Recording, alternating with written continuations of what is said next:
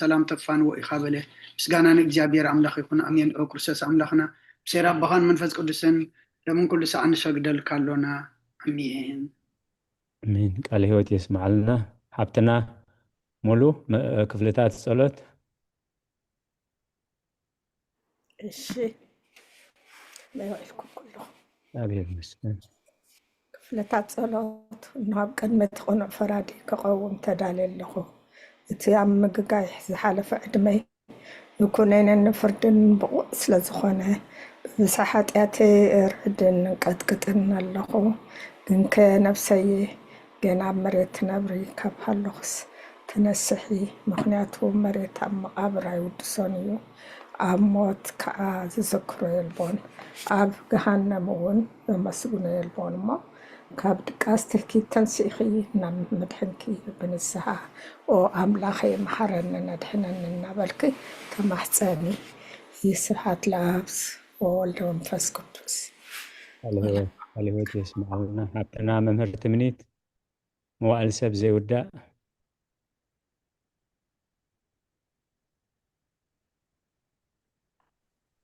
መዋዕል ሰብ ዘይውዳእ ብዝዓለም ዝኻን ዘለዓለም ዝነብር እንተዝፈውሲ ነፍሰይ ንጹር ዝኾነ ምክንያት መሃለወኪ ነይሩ ግን ከ እቲ ጽዩፍ ዝኾነ ተግባርክን እቲ ሕማቕ እከይን ኣብ ቅድሚ ሓቀኛ ምስዕላዕ ኣብ ዓራት ሓጢኣት ተሰጢሕኪ ኣብቲ ሸለልተኛን ከዳዕን ስበኺ ከለኺ እንታይ እትትህብዮ መሲ ኦ ክርስቶስ ኣምላኸይ በቲ ኣዝዩ ዘፍርህ ፍርድኻ ስንብድ ነቲ ዘለዓለማዊ ፍርድኻ እምብርካብ በቲ መለኮታዊ ነፀብራቃዊ ብርሃንካ ቅጥቀጥ ኣለኹ ኣነ ሕሱም ድምስ ኣብ ዓራተይ ደቂሰ ዘለኹ ኣብ ሂወተይ እውን ዘይግዱስ ዝኾንኩ ናይቲ ተቐባል ቀረጥ ኣብነት ብምውሳድ ኣብ ልበይ እናወቃዕኩ ኦ ኣምላኽ ኣነ ገበነኛ እሞ የቕረበለለይ ይብላ ኣለኹ ግዜን ወዘልፈኒ ወለዓለም ዓለም ኣሚን አሜን። ቃለ ሕይወት ይስማዓልና ሓውና ዶክተር ጽጋብ ወንጽሕቲ ድንግል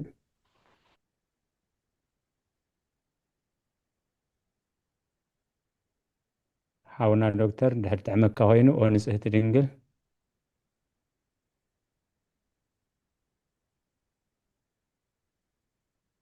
ሓብትና ብርሀት ወንጽሕቲ ድንግል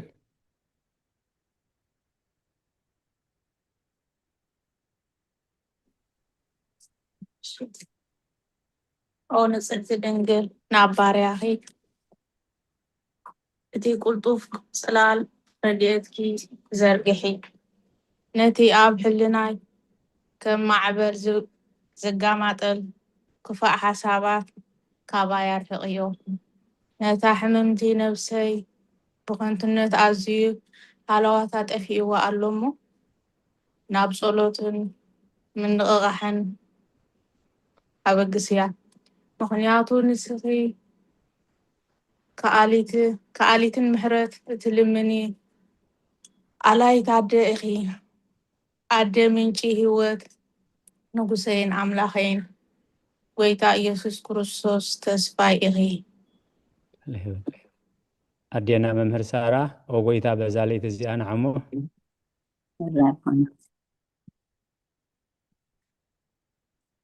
ኦ ጎይታ በዛ ለይቲ እዚኣ ንዓሞ ብዘይ ሓጢኣት ክንሓድር ሃልወና ኦ ኣምላኽ ኣቦታትና ንስኻ ብሩኽ ኢኻ በረኸትካ ኣዝዩ ብዙሕ እዩ ቅዱስ ስምካውን ንዘለዓለም ክብሪ ዝመልኦ እዩ ኣሜን ኦ ጎይታ ከምቲ ኣባኻ ተወኪልናዮ ዘለና ምህረትካ ከምኡ ትኩነልና ኣኢንቲ ኩሉ ንኣኻ ይፅበያ ኣለዋ ንስኻ ከዓ ኣብ እዋኑ ምግቢ ትህቦም ኦ ኣምላኽና መድሃኒናን ኦ ተስፋ ኩላዊ ሰናት ምድሪ ይስምዓልና ኦ ጎይታ ንስኻ ኢኻ ካብዚ ኣሌት እዚ ንዘለዓለም ተድህነናን ተቁበናን ኣሜን ኦ ጎይታ ብሩኽ ኢኻ ሞ ፍርድኻ መሓረኒ ኦ ጎይታ ሓቅነትካ ብሩኽ ኢኻ ሞ ክብርኻ ብርሃለይ ኦ ጎይታ ምህረትካ ንዘለዓለም ይነብር ኦ ጎይታ ንዓይ ንተግባር ኢድካ ካብ ወለዶ ንወለዶ መቆብየ ስለ ዝኾንካ ኣይትንፀገኒ ኦ ጎይታ ንኣኻ በዲለየ እሞ መሃረኒ ንነፍሰይ ኣድህና እናበልኩ እጽሊ ኣለኹ ኦ ጎይታ ኣባኻ ተወኪለ ኣለኹ እሞ ኣድህነኒ ፍቃድካ ክገብር ከዓ መሃረኒ ንስኻ ኣምላኸ ፈልፋሊ ህይወት ኢኻ በብርሃንካ ድማ ኢና ብርሃን ንርኢ ምህረትካ ናብቶም ዝፈልጡኻ ክብርኻ ከዓ ናብ ቁኑዓት ልቢ ትምፃእ ጸጋን በረኸትን ምስጋናን ብሓቂ ናትካ እዩ ቅድሚ ዓለም ዝነበርካን ንዘላለም እትነብር ዘለኻን ኣቦን ወድን መንፈስ ቅዱስን ንዓኻ ምስጋና ይግባእ። ምስጋናን ውዳሴን ግርማን ይግባእ ሎምን ኩሉ ሰዓት ንዘለዓለም ኣሜን። ልኡል ጎይታ ብኣኻ ምእማንን ንስምካ ምዝማርን ሰናዩ እሞ ምህረት ካብ ፀፅባሕ ሓቅነትካ ድማ ለይቲ ለይቲ ኣዘንቱ ሃሌሉያ ኣሜን። ሃሌሉያ ቃል ህይወት የስማዕልና ኣሜን። ኣብትና ሙሉ ውዳሴ ስሉስ ቅዱስ ውዳሴ ስሉስ ቅዱስ ቅዱስ እግዚአብሔር ቅዱስ ኃያል ቅዱስ ሕያው ዘይመውት ካብ ቅድስት ድንግል ማርያም ዝተወልደ መሐረና። ቅዱስ እግዚአብሔር ቅዱስ ኃያል ቅዱስ ሕያው ዘይመውት ኣብ ዮርዳኖስ ዝተጠምቀ ኣብ ልዕሊ ዕፀ መስቀል ምእንታና ዝተሰቐለ መሐረና። ቅዱስ እግዚአብሔር ቅዱስ ኃያል ቅዱስ ሕያው ዘይመውት ኣብ ሳልሳይ መዓልቲ ካብ ሞታት ትንስአ ብምስጋና ናብ ሰማይ ዝዓረገ ኣብ የማን ኣቦኡ ዝተቐመጠ ኣብ ሕያዋንን ምውታንን ክፈርድ ከም ብሓድሽ ክመጽእ እዩ። ጎይታ መሐረና። ምስጋና ንቦን ንወድን መንፈስ ቅዱስን ሎምን ኩሉ ሰዓት ዘለዓለም ዓለም ኣሜን ኣሜን። ስሉስ ቅዱስ መሐረና። ስሉስ ቅዱስ መሐረና። ስሉስ ቅዱስ መሐረና። ጎይታ ኃጢአትና ሓደገልና፣ ጎይታ በደልና ይፀብፅበልና፣ ጎይታ በሳና ይቅርበልና፣ ጎይታ ንዕማት ዝውሃብ ፀሓየሞ ምእንቲ ቅዱስም ካልካ ፈውሶም፣ ጎይታ ነቶም ዝመቱ ቦታትና ነዴታትና ንኣሕዋትና ንሓትና ከዓ ነብሶም ዓርፍ። ካብ ሓጢአት ንዝኾንካ ጎይታ መሐረና። ካብ ሓጢአት ንዝኾንካ ጎይታ ርድአና፣ ድማንና ከዓ ተቀበለልና። ክብርን ምስጋናን ብፍፅም ማዕርግን ቅድስና ንዓኻ ግባእ እሜን። ጎይታ መሐረና፣ ጎይታ መሐረና፣ ጎይታ ባረኸና፣ ጎይታ ውቅዓት ግበረና። ምስጋና ከምዚ ኢልና ክንፅሊ ብሰማያት ትነብር ኣቦና ስምካ ይቀደስ መንግስትካ ትምፃእ ፍቃድካ ከምቲ ኣብ ሰማይ ከምኡ ድማ ምድሪ ይኹን። ዕለት መግብና ሎሚ ሃበና ንሕና ዝበደሉና በደሎም ከም ዝሓደግናሎም በደልና ንዕውሳና እንደገልና ክፋድሕነና እምበር ኣብ ፈተና ይተእትወና። መንግስትን ሓይልን ክብርን ንዘለዓለም ናትካ ኢማ ኣሜን። ዝትየ ማርያም ብናይ ቅዱስ ገብርኤል መላክ ሰላምታ ሰላም ለክለኹ ብሕናኸ ድንግል ኢኺ ብስጋኹን ድንግል ኢኻ እደ እግዚኣብሔር ፀዋዕት ጎይታ ሰራዊት ሰላም ለክለኹ ንስኺ ካብ ኣንስቲ ብርክቲ ኢኺ ፍረ ከርስኹም ብርኽ እዩ። ወምልተ ፀጋ እግዚኣብሔር ምሳኺ እዩ። ፍስቲ ደስ በልኪ ሓጢአትና ሰሪየልና ነፍቲ ወድኺ ኢየሱስ ክርስቶስ ምእንታና ምሕረት ለምንልና ኣሜን አሜን። ቃለ ሕይወት የስማዓልና። ሓብትና መምህርቲ እምኒት ምስጋና ንቅድስት ድንግል ማርያም። ምስጋና ንቅድስቲ ድንግል ማርያም። ቅድስት ምልእቲ ፀጋ ኩሉ ግዜ ድንግል ዝኾንኪ ወላዲት ኣምላኽ ኣደ ክርስቶስ ሰላም ንብለኪ። እንተ ሓጢአትና ክሓድገልና ናብ ፍቁር ወድኺ ጸሎትና ኣዕርግልና። ንሓቀኛ ብርሃን ኢየሱስ ክርስቶስ ኣምላኽና ዝወለድክልና ቅድስቲ ድንግል ሰላም ንብለኪ። ንሓጢአት ነፍስና ሓዲጉ ክምሕረና ናብ ጎይታ ለምንልና። ቅድስቲ ድንግል ማርያም ወላዲት ኣምላኽ ንዘርኢ ሰብ እምንታ ኣማላዲት ናብ ወድኺ ኢየሱስ ክርስቶስ ብሕድገት ሓጢአት ክጽግወና ለምንልና። ናይ ሓቂ ንግስቲ ድንግል ሰላም ንብለኪ። ንኣማኑኤል ኣምላኽና ዝወለድክልና ኩርዓት ዘርእና ሰላምታ ነቕርበልኪ። ድንግል ብጎይታና ኢየሱስ ክርስቶስ ተኣምነት ኣማላዲት ሓጢአትና ምእንቲ ክሓድገልና ተዘከርና ኣሜን። ቃለ ሕይወት የስማዓልና። ኣብተን ኣብርሀት መእተዊ ጸሎተ ሃይማኖት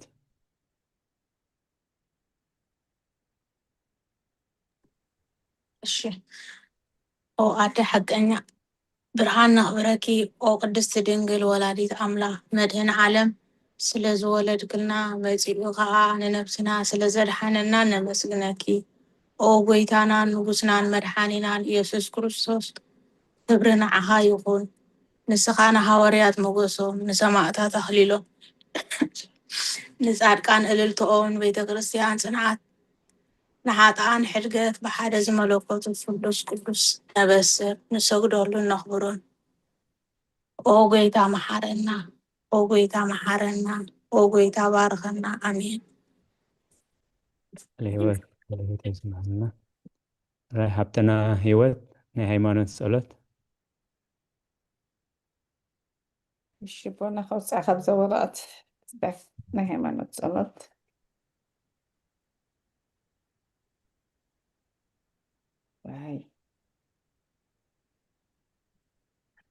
ኩሉ ብዝሓዘ ሰማይን ምድርን ዝርአን ዘይርአን ብዝፈጠረ ብሓደ እግዚኣብሔር ኣብ ንኣምን። ብሓደ ጎይታ ብኢየሱስ ክርስቶስ ዓለም ከይተፈጥረ ምስኡ ህሉ ብዝኾነ ወልድ ኣብ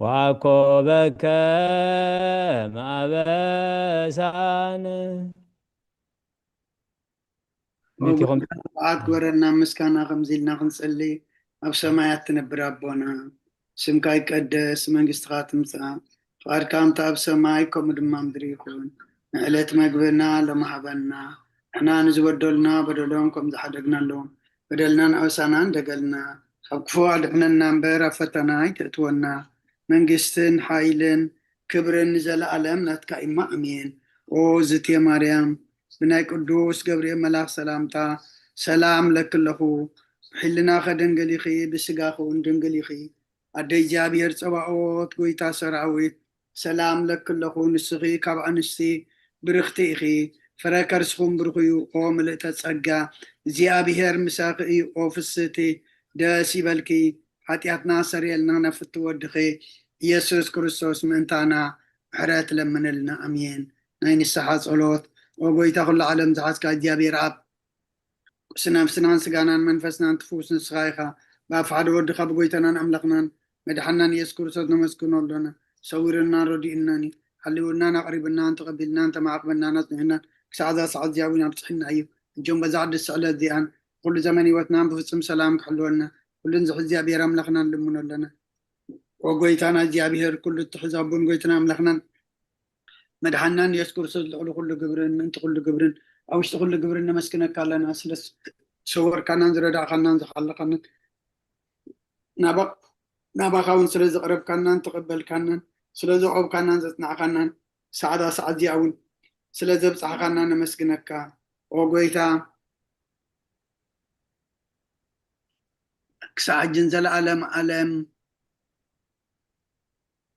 زل حسك عجن زل علم أمين تنفس توقف ساعات صلت وقويتا محرنا حرت كونا بزحلنا وعم نفس توقف ساعات انجزين أبسماينا مدرن بخبر السجر الكاكروسوس من أملاقنا وعلنا وعيت قسم بزحمرات بسنات ملأخا روحن نتم أنا زقدام يم حتى تنياتات تمحر نحات من الساعات مليسو بهوات كنب بنبر موتو زي تدلي انت صبيم زلة تسوى سمايات كرخبو ناخذ نبأ انتي كرخبو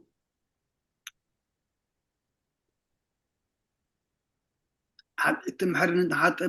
بساعات مليسو بهوات كنب بنبر موتو زي تدلي من صبيم زلة سمايات تسمع سمايات كرخبو نقول لهم نابد احنا تتقدم أقويتا أبزا ساعات زي أنا كل ساعات لما أنا أتقبل هواتنا كان علنا تزازات كان قبر مرحنا انفسنا قدس سقانا حساباتنا ننصح تمنيتنا ونسمى رحمامنا فوس حتياتنا حدا قلنا خاب كل خفا عزن سكال تمرد أنا بلونا ممكن عقب قدسان ملاك تغحلونا ناوهدات امنات كان من رحمة انتي نابت زي مرمرن زي وسن فتتكام بس حد لنا سغان زل عالم بروخيخا أمين وقويتا بقعات كبرنا بمسقانا خمزيلنا خنصلي أبسمايات تنبر أبونا سمكا يقدس من قصغات مصا فقاركا غمتا بسماي قوموا دما أمدري يكون لا تنجرانا لما حبنا احنا نزبدلنا بدلونكم زحدقنا لهم بدلنا نحد بسنان دقلنا كابكفو احنا النمبر افتنا يتأتونا من قستن حيلن كبرن نزل عالمنا تكايما أمين وزت يا مريم ناي قدس جبريل ملا سلامتا سلام لك له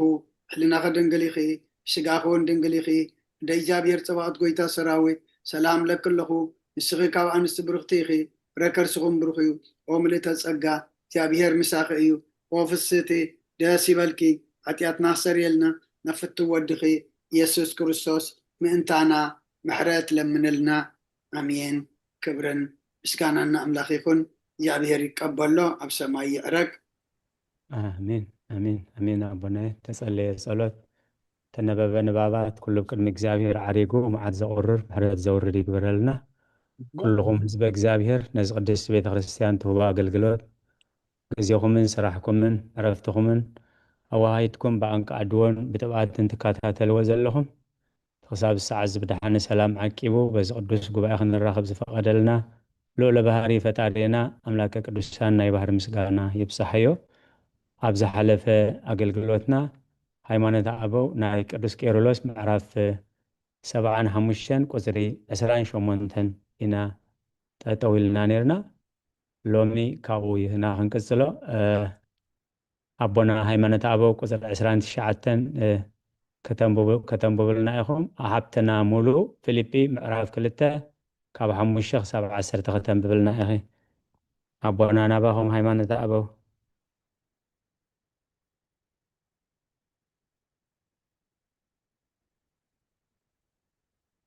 ميتيكم زلهم أبونات سمعون انتليهم رايوة سمع له هرى يا أبونا تي خستاي سلا زخول الناس كان مصحف كوت إليه هرى إيدك قالوا ريبزي نانا أيكونن بتقنسي أي رأينا عيبتناتكم جلس إلى زلوا دهان مصحف سلا زل الناس أجميلا هرى كزر 10 شات كبر من هاي ما نتعبو هيكون ريتشورلوس معرف 7 قصري كفلي 34 قصري 19 نتي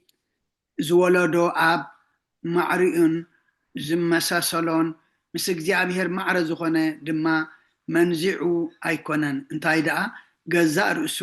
ትሕት ኣቢሉ መልክዕ ባርያ ወሲዱ ካብ ድንግል ማርያም በርአየ ሰብ ኮነ ብመልክዕ ሰብ ከዓ ተራእየ ንበይኑ ትሕት ብምባሉ ከዓ ክሳዕ ሞት ተኣዛዚ ኮነ ሞቱ ድማ ኣብ መስቀል ነበረ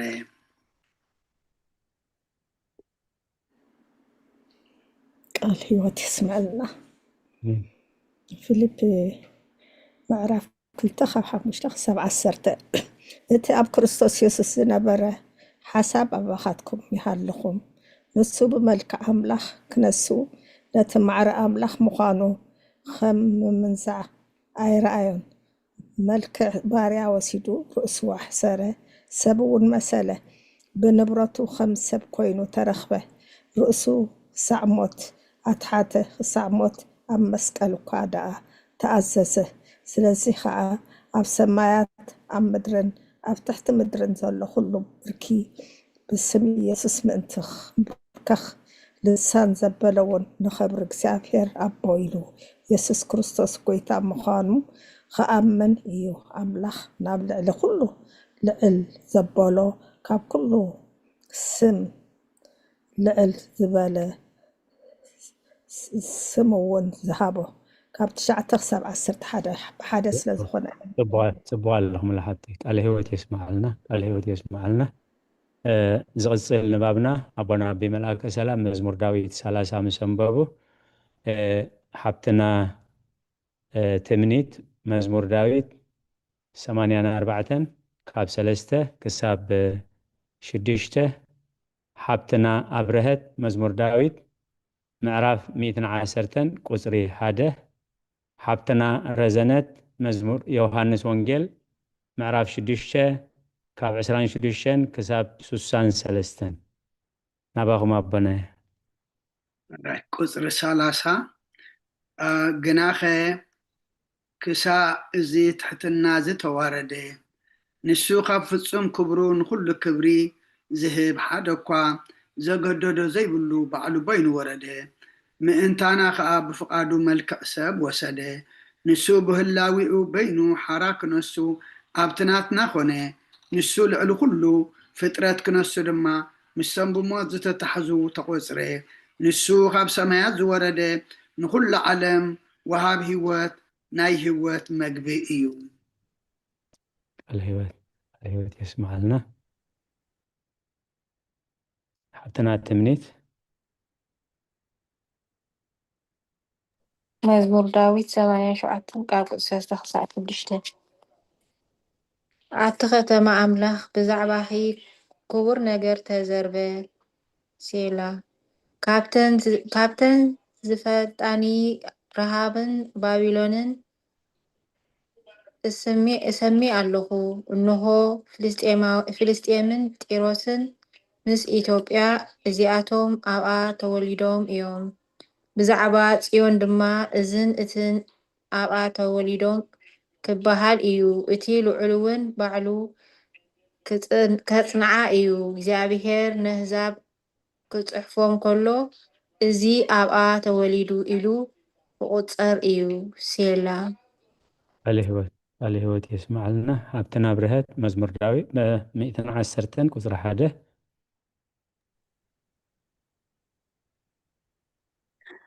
ጎይታ ንጎይታይ ንጸላእትኻ መርገጽ እግርኻ ክሳብ ዝገብሮን ኣብ የማናይ ተቐመጥ በሎ ቃለ ሕይወት يسمعلنا حبتنا رزنت شيك قال هو تسمع لنا وانجيل يوحنس يعرف شدشته كاب 26 سكع 63 يسوس ድማ መለሰሎም እቲ ደልዩኒ ዘለኹም እንጌራ ስለ ዝበላዕኩምን ዝፀገብኩምን ኢኹም እምበር ተኣምራት ስለ ዝርአኹም ከም ዘይኮንኩም ብሓቂ ብሓቂ ይብለኩም ኣለኹ። ወዲ ሰብ ንዕኡ ኣቦ ንሱ ከዓ ኣምላኽ ሓቲቶምዎ እዩ እሞ ነቲ ንሱ ዝህበኩም ንዘለኣለም ህይወት ዝነብር ብልዒ እምበር ነዚ ሓላፊ ብልዒ ኣይትግበሩ። ስለዚ ንሳቶም ግብሪ ኣምላኽ ክንገብርሲ እንታይ ንግበር በልዎ። ኢየሱስ ከዓ ግብሪ ኣምላኽ በቲ ንሱ ዝለኣኾ ክትኣምኑ እዩ በሎም። ስለዚ ርኢና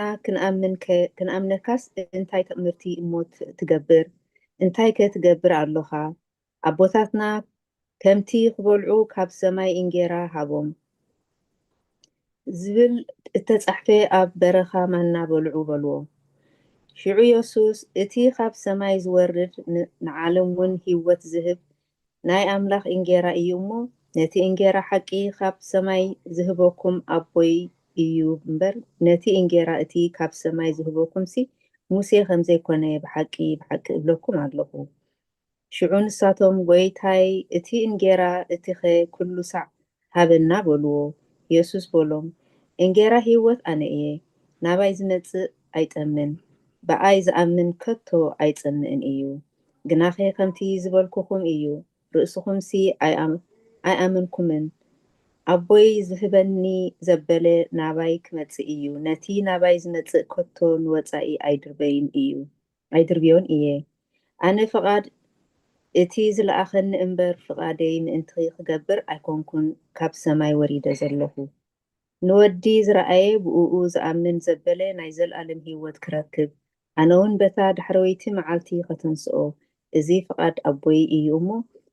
ካብቲ ንሱ ዝሃበኒ ዘበለ በታ ዳሕረወይቲ መዓልቲ ከተንስኦ እምበር ሓደ እኳ ክጠፍእ እዚ እውን ፍቓድ እቲ ዝለኣኸኒ እዩ። ሽዑ ድማ እቲ ካብ ሰማይ ዝወረደ እንጌራ ኣነ እየ ስለ ዝበለ ኣይሁድ ብዛዕባኡ ኣጉረምረሙ እሞ እዝስ እቲ ኣቦኡን ኣዲኡን ንሕና ንፈልጦም ኢየሱስ ወዲ ዮሴፍ ደይኮነን ከመይ ኢሉ ደኣ ካብ ሰማይ ወረድኩ ይብል ኣሎ ይብሉ ነበሩ። ኢየሱስ መሊሱ በሎም ንሕድሕድኩም ኣይተጉረምርሙ። እቲ ዝለኣኸኒ ኣቦይ ዝሓሰቦ እንተዘይኮይኑ ናባይ ክመጽእ ዝኽእል የልቦን። ኣነ ድማ በታ ዳሕረወይቲ መዓልቲ ከተንስኦ እየ። ኣብ ነቢያት እውን ኩሎም ካብ ኣምላኽ ምሁራት ክኾኑ እዮም ዝብል ጽሑፍ ኣሎ። እቲ ካብ ኣቦይ ካብ ኣቦይ ዝሰምዐን እተምህረን ዘበለ ከዓ ናባይ ይመጽእ። ብጀካ እቲ ካብ ኣምላኽ ዝኾነ ነቦ ዝረኣዮ የልቦን፣ ንሱ እዩ ነቦ ዝርእዮ። እቲ ብኣይ ዝኣምን ናይ ዘለኣለም ህይወት ከም ዘላቶ ብሓቂ ብሓቂ እብለኩም ኣለኹ። እንጌራ ህይወት ኣነ እየ። ኣቦታትኩም ኣብ በረኻ መና በልዑ እሞ ሞቱ። ካብኡ ዝበልዕ ዘበለ ምእንቲ ከይመውት ከዓ ካብ ሰማይ ዝወረደ እንጌራ እዚ እዩ። እቲ ካብ ሰማይ ዝወረደ እንጌራ ህይወት ኣነ እየ። ካብዚ እንጌራ እዚ ዝበልዐ ዘበለ ንዘለኣለም ክነብር እዩ። እዚ ኣነ ምእንቲ ህይወት ዓለም ዝህቦ እንጌራ ከዓ ስጋይ እዩ። ስለዚ ኣይሁድ እዝስ ስጉኡ ክንበልዕ ከመይ ገይሩ ክህበና ይኽእል ኢሎም ነንሕድሕዶም ተኻትዑ። ኢየሱስ በሎም ስጋ ወዲ ሰብ እንተበላዕኩም ዶሙ እውን ስጋ ወዲ ሰብ ዘይበላዕኩምን ዶሙ እውን እንተዘይሰተኹምሲ ህይወት ከም ዘይብልኩም ብሓቂ ብሓቂ እብለኩም ኣለኹ። ስጋይ ዝበልዐ ደመይ እውን ዝሰቲ ናይ ዘለኣለም ህይወት ኣላቶ። ኣነ እውን በታ ዳሕረወይቲ መዓልቲ ከተንስኦ እየ። ስጋይ ብልዒ ሓቂ እዩ እሞ ደመይ ከዓ መስተ ሓቂ እዩ። እቲ ስጋይ ዝበልዕ ደመይ እውን ዝሰቲ ኣባይ ይነብር፣ ኣነ እውን ኣብኡ። ህያው ኣቦ ከም ዝለኣኸኒ እሞ ኣነ ስለ ኣቦ ብህይወት ከም ዘለኹ ከምኡ ከዓ እቲ ዝበልዓኒ ስለይ ብህይወት ክነብር እዩ። እቲ ካብ ሰማይ ዝወረደ እንጌራ እዚ እዩ። ከምቲ ኣቦታትኩም ዝበልዕዎ መና እሞ ዝሞቱ ኣይኮነን። ነዚ እንጌራ እዚ ዝበልዐሲ ንዘለዓለም ብሂወት ክነብር እዩ። ኣብ ቅፍርናሆም ኣብ ቤት ጸሎት ክምህር ከሎ እዩ እዚ እተዛረበ። ብዙሓት ካብ ደቂ መዛሙርቱ ነዚ ሰሚዖም እዚ ዘረባ እዝስ ጭንቂ እዩ መን ክሰምዖ ይኽእል በሉ። ኢየሱስ ድማ ደቂ መዛሙርቱ ብዛዕባ እዚ ከም ዘጉረምረሙ ብልቡ ፈሊጡ እዚ ዶ ይዕንቅፈኩም ኣሎ? ወዲ ሰብ ናብቲ ቀደም ዝነበሮ ክኸይድ ክድይብ ከሎ እንትርእዩ ደኣ ከመይ እዩ? መንፈስ እዩ ህያው ዝገብር፣ ስጋ ገለ እኳ ኣይጠቅምን እዩ። እዘን ኣነ ነገርኩኹም ቃላት መንፈስ እየን ህይወት እውን እየን። ኣሜን። ስለ ቃላቱ እግዚአብሔር ክብር ይመስገን። ቃል ህይወት የስማዓልና መወከሲና ክሳብ 33 ብሓንሳብ እዩ ዘሎ። ኣቦና ካብ 31 ጀሚሮም ክሳብ 33 ምስ ኣንበቡልና ሓብትና ሙሉ ቀዳማይ ቆሮንቶስ ምዕራፍ 6 ካብ 1 ክሳብ 8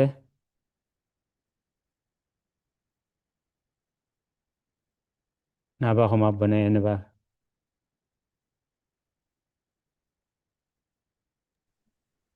ቁፅሪ ካብ 31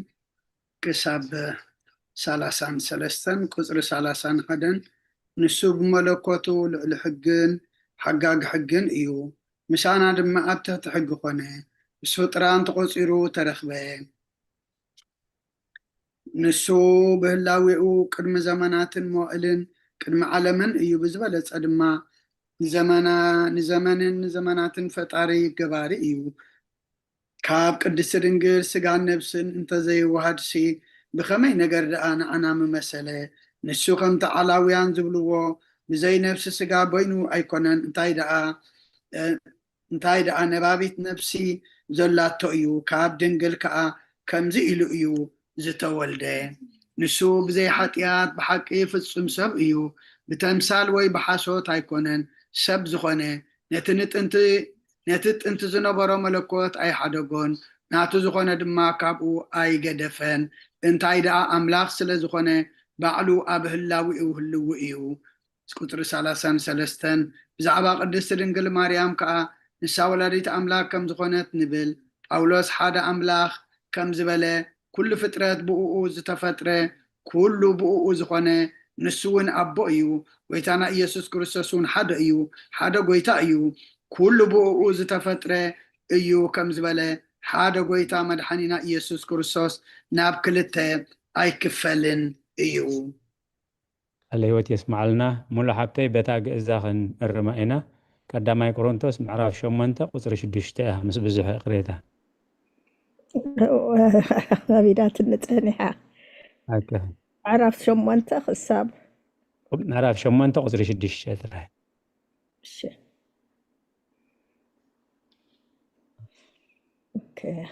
ቀዳማይ ቆሮንቶስ ምዕራፍ 8 ቁፅሪ 6 ንኣናስ ኩሉ ካብኡ ክኸውን ንሕና እውን ንዕኡ እንኸውን ሓደ ኣምላኽ ጥራይ ኣቦ ኣለና። ኩሉ ብኡ ዝኸውን ንሕና ከዓ ብኡ እንኸውን ሓደ ጎይታ እውን ኢየሱስ ክርስቶስ ኣለና። ኣሜን። ኣሜን። ቃል ህይወት የስማዓልና። ኣራይ ሓብትና መምህርቲ እምኒት ኣቦና 34 ምስ ኣንበቡልና ወንጌል ዮሃንስ ምዕራፍ 1 ካብ 1 ክሳብ 6 ኣቦና ናባኹም።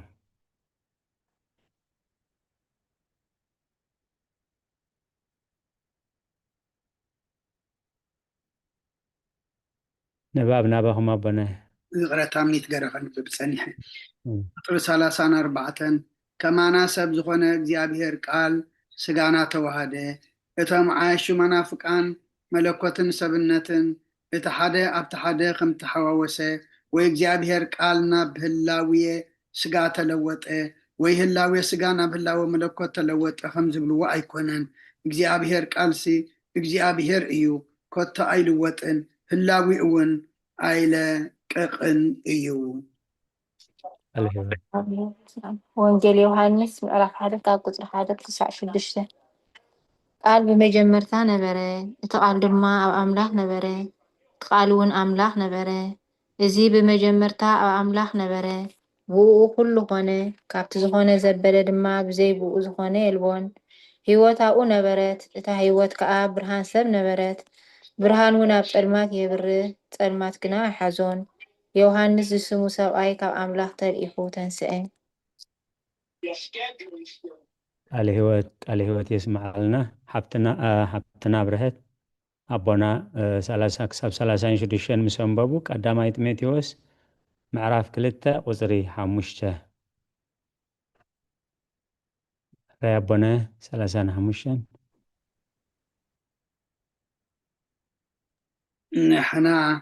ንሕናሲ ቃል ብሓቂ ካብ ቅድስቲ ድንግል ሰብ ክኸውን ከሎ ነባቢት ነፍሲ ዘላቶ ስጋ ምስኡ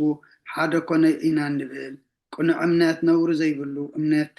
ይኣክል እዩ ቅድስቲ ድንግል ድማ ወላዲተ ኣምላኽ ምዃና ምእማን ግቡእ እዩ ከምቲ እቲ ብኡ ክንኣምን ዝመሃረና ሓደ ኣምላኽ እዩ ስለዚ ወላዲት ሰብ እያ ክትበሃል ቅኑዕ ኣይኮነን ኣይግቡኡን ከዓ እዩ ቁፅሪ 36 ከም ብሓድሽ ሰብ ምስ ኮነ እውን ከምቲ ጳውሎስ ኣምላኽ ሓደ እዩ እቲ ኣብ መንጎ ኣምላኽን ሰብን ዘሎ መተዓረቂ ድማ ሓደ እዩ ንሱ ከዓ እቲ ሰብ ዝኾነ ክርስቶስ እዩ ዝበሎ ንኣምን ንሕና ከዓ ከምቲ ፅሑፍን ከምቲ ዝግበአን ብዘይ ምልዋጥ ብህላዌ ስጋ ሰብ ኮይኑ ተገልፀ እታ ንጽሕቲ ድንግል ከዓ ካብዚ ህላዌ እዚ ናትናን ዝኾነ ንእግዚኣብሔር ቃል ብስጋ ወለደቶ ንብል ቃለ ህይወት ሓብትና ብርህት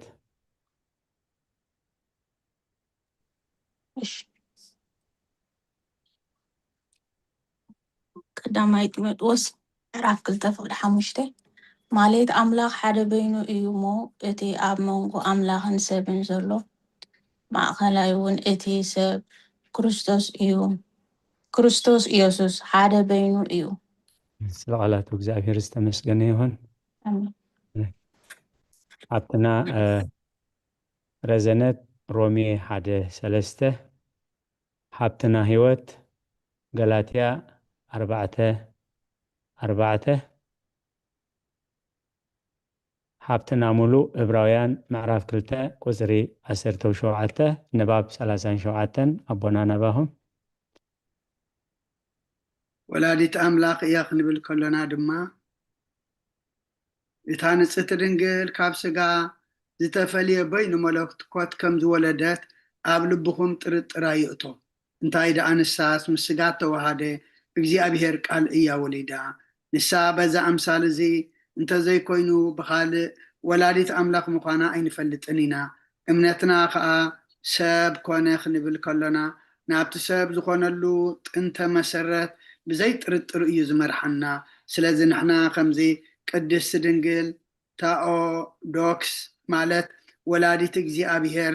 ከም ዝኾነት ንኣምን ንሓደ ክርስቶስ ስለ ዝወለደትልና ከዓ ከማና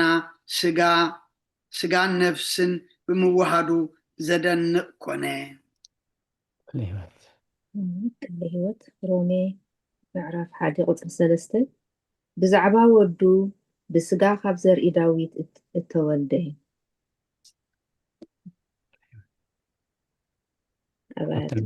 ሓብትና ህይወት እወፅቦ ኣለ ገላትያን 4:4 4:5 ብሓንሳብ ኣለዋ እወፅቦ ኣለ ሙሉኣት ዘመን ምስ መፀ ግና ነቶም ትሕቲ ሕጊ ዘለው ተሻየጡ ምእንቲ ከውፅኦም ንሕና እውን ውሉዳት ምእንቲ ክንረክብሲ ኣምላኽ ነዚ ካብ ሰበይቲ ተወልደ ትሕቲ ሕጊ እውን ዝኾነ ወዱ ለኣኾ ኣሜን ቃለ ህይወት ኣሜን ሓብትና ሙሉእ 14-16 ብሓንሳብ እየን ዘለዋ ዕብራውያን ምዕራፍ 2 ወዕዲ 14-16 እምበኣርሲ ብሓቂ ንዘሪ ኣብርሃም ኣልዓሎ እምበር መላእኽትስ ኣልዓሎምን እዩ እሞ እቶም ውሉድ ብደምን ስጋን ካብ ዝሓብሩስ ብሞት ነቲ ሓይሊ ሞት ኣብ ኢዱ ዝሓዘ ምእንቲ ክስዕር ንሱ እውን ዲያብሎስ እዩ። ነቶም ብፍርሃት ሞት ብዘሎ ዘመኖም ብባርነት ተታሒዞም ዝነብሩ ኩላቶም ሓራ ምእንቲ ከውፅኦም ኢሉ ንሱ እውን ብኡ ሓበሮም። ለቐላትኹም ምስጋና ይኹን። አሜን። ቃለ ሕይወት የስማዓልና ሃብትና ትምኒት ዳንኤል 7:3 ሃብትና ረዘነት ዳንኤል 12:7 ዕብራውያን ኣብታ ቅድሚኣ ዘላ ምዕራፍ ተጠቃሊለን ስለዝተነበት ክንሓልፋ ኢና። ንባብ ቁፅሪ 38 ኣቦና ብመልአከ ሰላም ናባኹም። ከምቶም ንእግዚአብሔር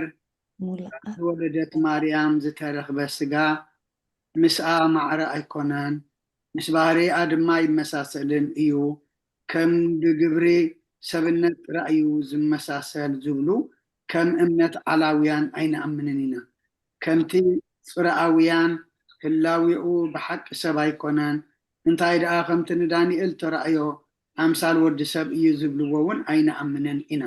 ንሕና ግና ምሳና ማዕረ እዩ ካብ ህላውያና እውን እዩ ከምቲ ጳውሎስ ዝበሎ ንመላእክቲ ኣየልዓለን እንታይ ደኣ ንዘር አብርሃም እዩ ዘለዓለ። ቃለ ሕይወት ትንቢት ዳንኤል ምዕራፍ 7 ቁፅሪ 13 ብራእያት ለይቲ እጥምት ነበርኩ እንሆ ከዓ ወዲ ሰብ ዝመስል ብደመና ሰማይ ይመጽእ ነበረ ናብቲ ጥንታዊ ዝመዓልቱ ድማ በጽሐ ናብ ቅድሚኡ እውን ኣቕረብዎ። ቃለ ሕይወት ዳንኤል ትንቢት ዳንኤል ምዕራፍ 12 ቁፅሪ 7 እቲ ካብ ልሕፂን ጣጢዕ እተገብረ ዓለባ እተኸድነ ኣብ ልዕሊ ማይ እቲ ሩባውን ደው ዝበለ ሰብኣይ ንየማነይትን ፀጋመይትን ኣእዳው ናብ ሰማይ ኣቢሉ ኣልዓለ እሞ ንዘመንን ዘመናትን ፈረቓር ዘመንን እዩ እቲ ሓይሊ እቲ ቅዱስ ህዝቢ ጠሪሶም ምስ ሰበርዎ እቲ ሓይሊ እቲ ቅዱስ ህዝቢ ጠሪሶም ምስ ሰበርዎ ኩሉ ግዜ ነገር እዚ ክፍጸም እዩ ኢሉ በቲ ንዘለኣለም ህያው ኮይኑ ዝነብር ክምሕል ከሎ ሰማዕክዎ። ቃለ ሕይወት የስማዓልና ሃብትና ብርሀት ሮሜ ምዕራፍ 8 ቁፅሪ 32 ኣቦና ንባብ ቁፅሪ 39 ናባኹም። ዳግም ሃዋርያ ኣምሳል ከም ዝኾነ ኣይመሃረን እንታይ ዳ ኢየሱስ ክርስቶስ ኩሉ ሰብ ንምድሓን እግዚኣብሔር ሓሊፉ ዝሃቦ ፍፅም ሰብ እዩ። ንሕና ከዓ ንሱ ሓደ ምስ እግዚኣብሔር ኣብ ብመለኮቱ ማዕረ ከም ዝኾነ ከምቲ ኣቦታትና ብኡ ዝኣመኑ ብሓደ ጎይታ ብኢየሱስ ክርስቶስ ወልደ ኣብ ዋህድ ንኣምን ብመለኮቱ ምስ ኣብ ማዕረ እዩ ድማ ንብል።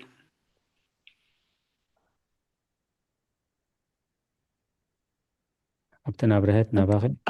ሮሜ 8:32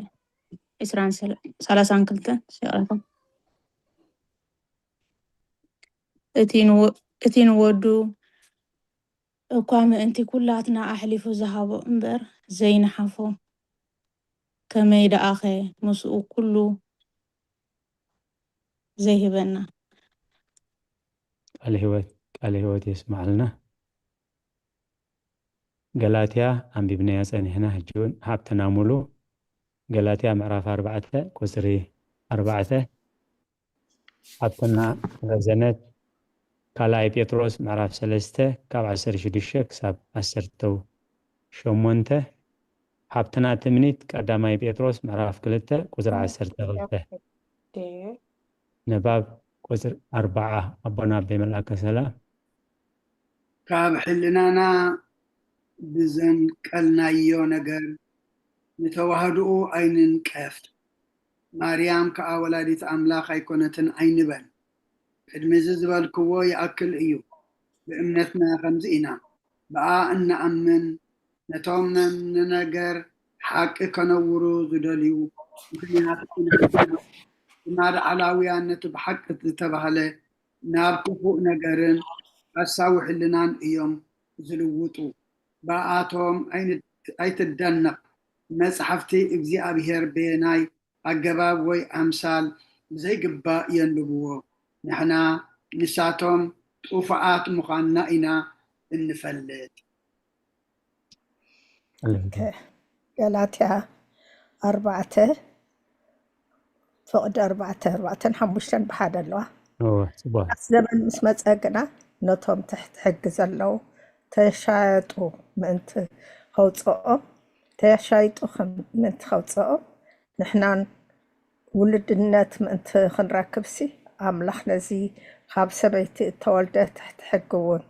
ዝኾነ ወዱ ለኣኾ ለኣላቱ ህይወት ካልኣይ ጴጥሮስ ምዕራፍ 3 ካብ 16-18 ንሱ ኣብ ኩላተን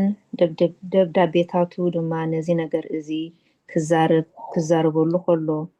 ኣብኡ ንምስትውዓሉ ዝሸግር ሓያሎ ነገር ኣሎ። እቶም ደናቁራትን ዘይፅኑዓትን ከምቲ ነቲ ካልእ ፅሑፋት ንጥፍኣት ርእሶም ዝጠዋዊዎ ገይሮም ይጠዋዊዎ ኣለዉ። ደጊም ኣቱም ፍቑራተይ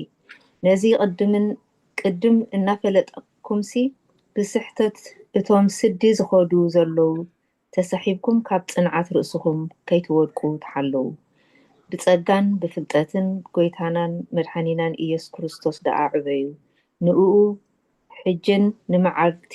ዘለኣለምን ክብሪ ይኹኖ። ኣሜን ኣሜን።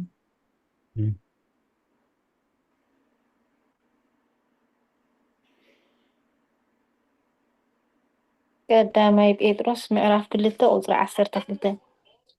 እቶም ከም ገበርቲ እከይ ገይሮም ዝሓሚኹም ዘለዉ ንሰናይ ግብርኩም ሪኦም በታ መዓልቲ ሓተታ ንኣምላኽ ምእንቲ ከመስግንዎ ኣብ ማእከል ኣሕዛብ ኣካይዳኹም ኣፀብቑ። ቃል ህይወት የስማዓልና ቁጥሪ 42 ኣብትና ኣብረህት ኢሳያስ ምዕራፍ 4 ቁፅሪ 10 ኣብትና ሙሉእ ካልኣይ ቆሮንቶስ ምዕራፍ 6 ካብ 14 ክሳብ 16 ንባብ 41 ኣብ ቤት መልኣከ ሰላም ናባኹም። ንሕና ድማ ብሓቂ ከምቲ ዝግባእ ነቲ ምስጢር ከነረድእ እዩ ዝግባአና። ነቲ ቁኑዕ እምነት እንተዘይኣመኑ ምስኣቶም ሓድነት የብልናን። ከምቲ ብነቢይ ዝተባህለ ቃል እግዚኣብሔር ደኣ ይስምዑ እምበር ነቲ እኩይ ሰናይ ነቲ ሰናይ ከዓ እኩይ ዝገብሮ ወይልኡ ንብርሃን ምስ ፀልማት ምሕዋስ ንክርስቶስ ከዓ ምስ ሰይጣን ሓድነት የብሉን። الهوات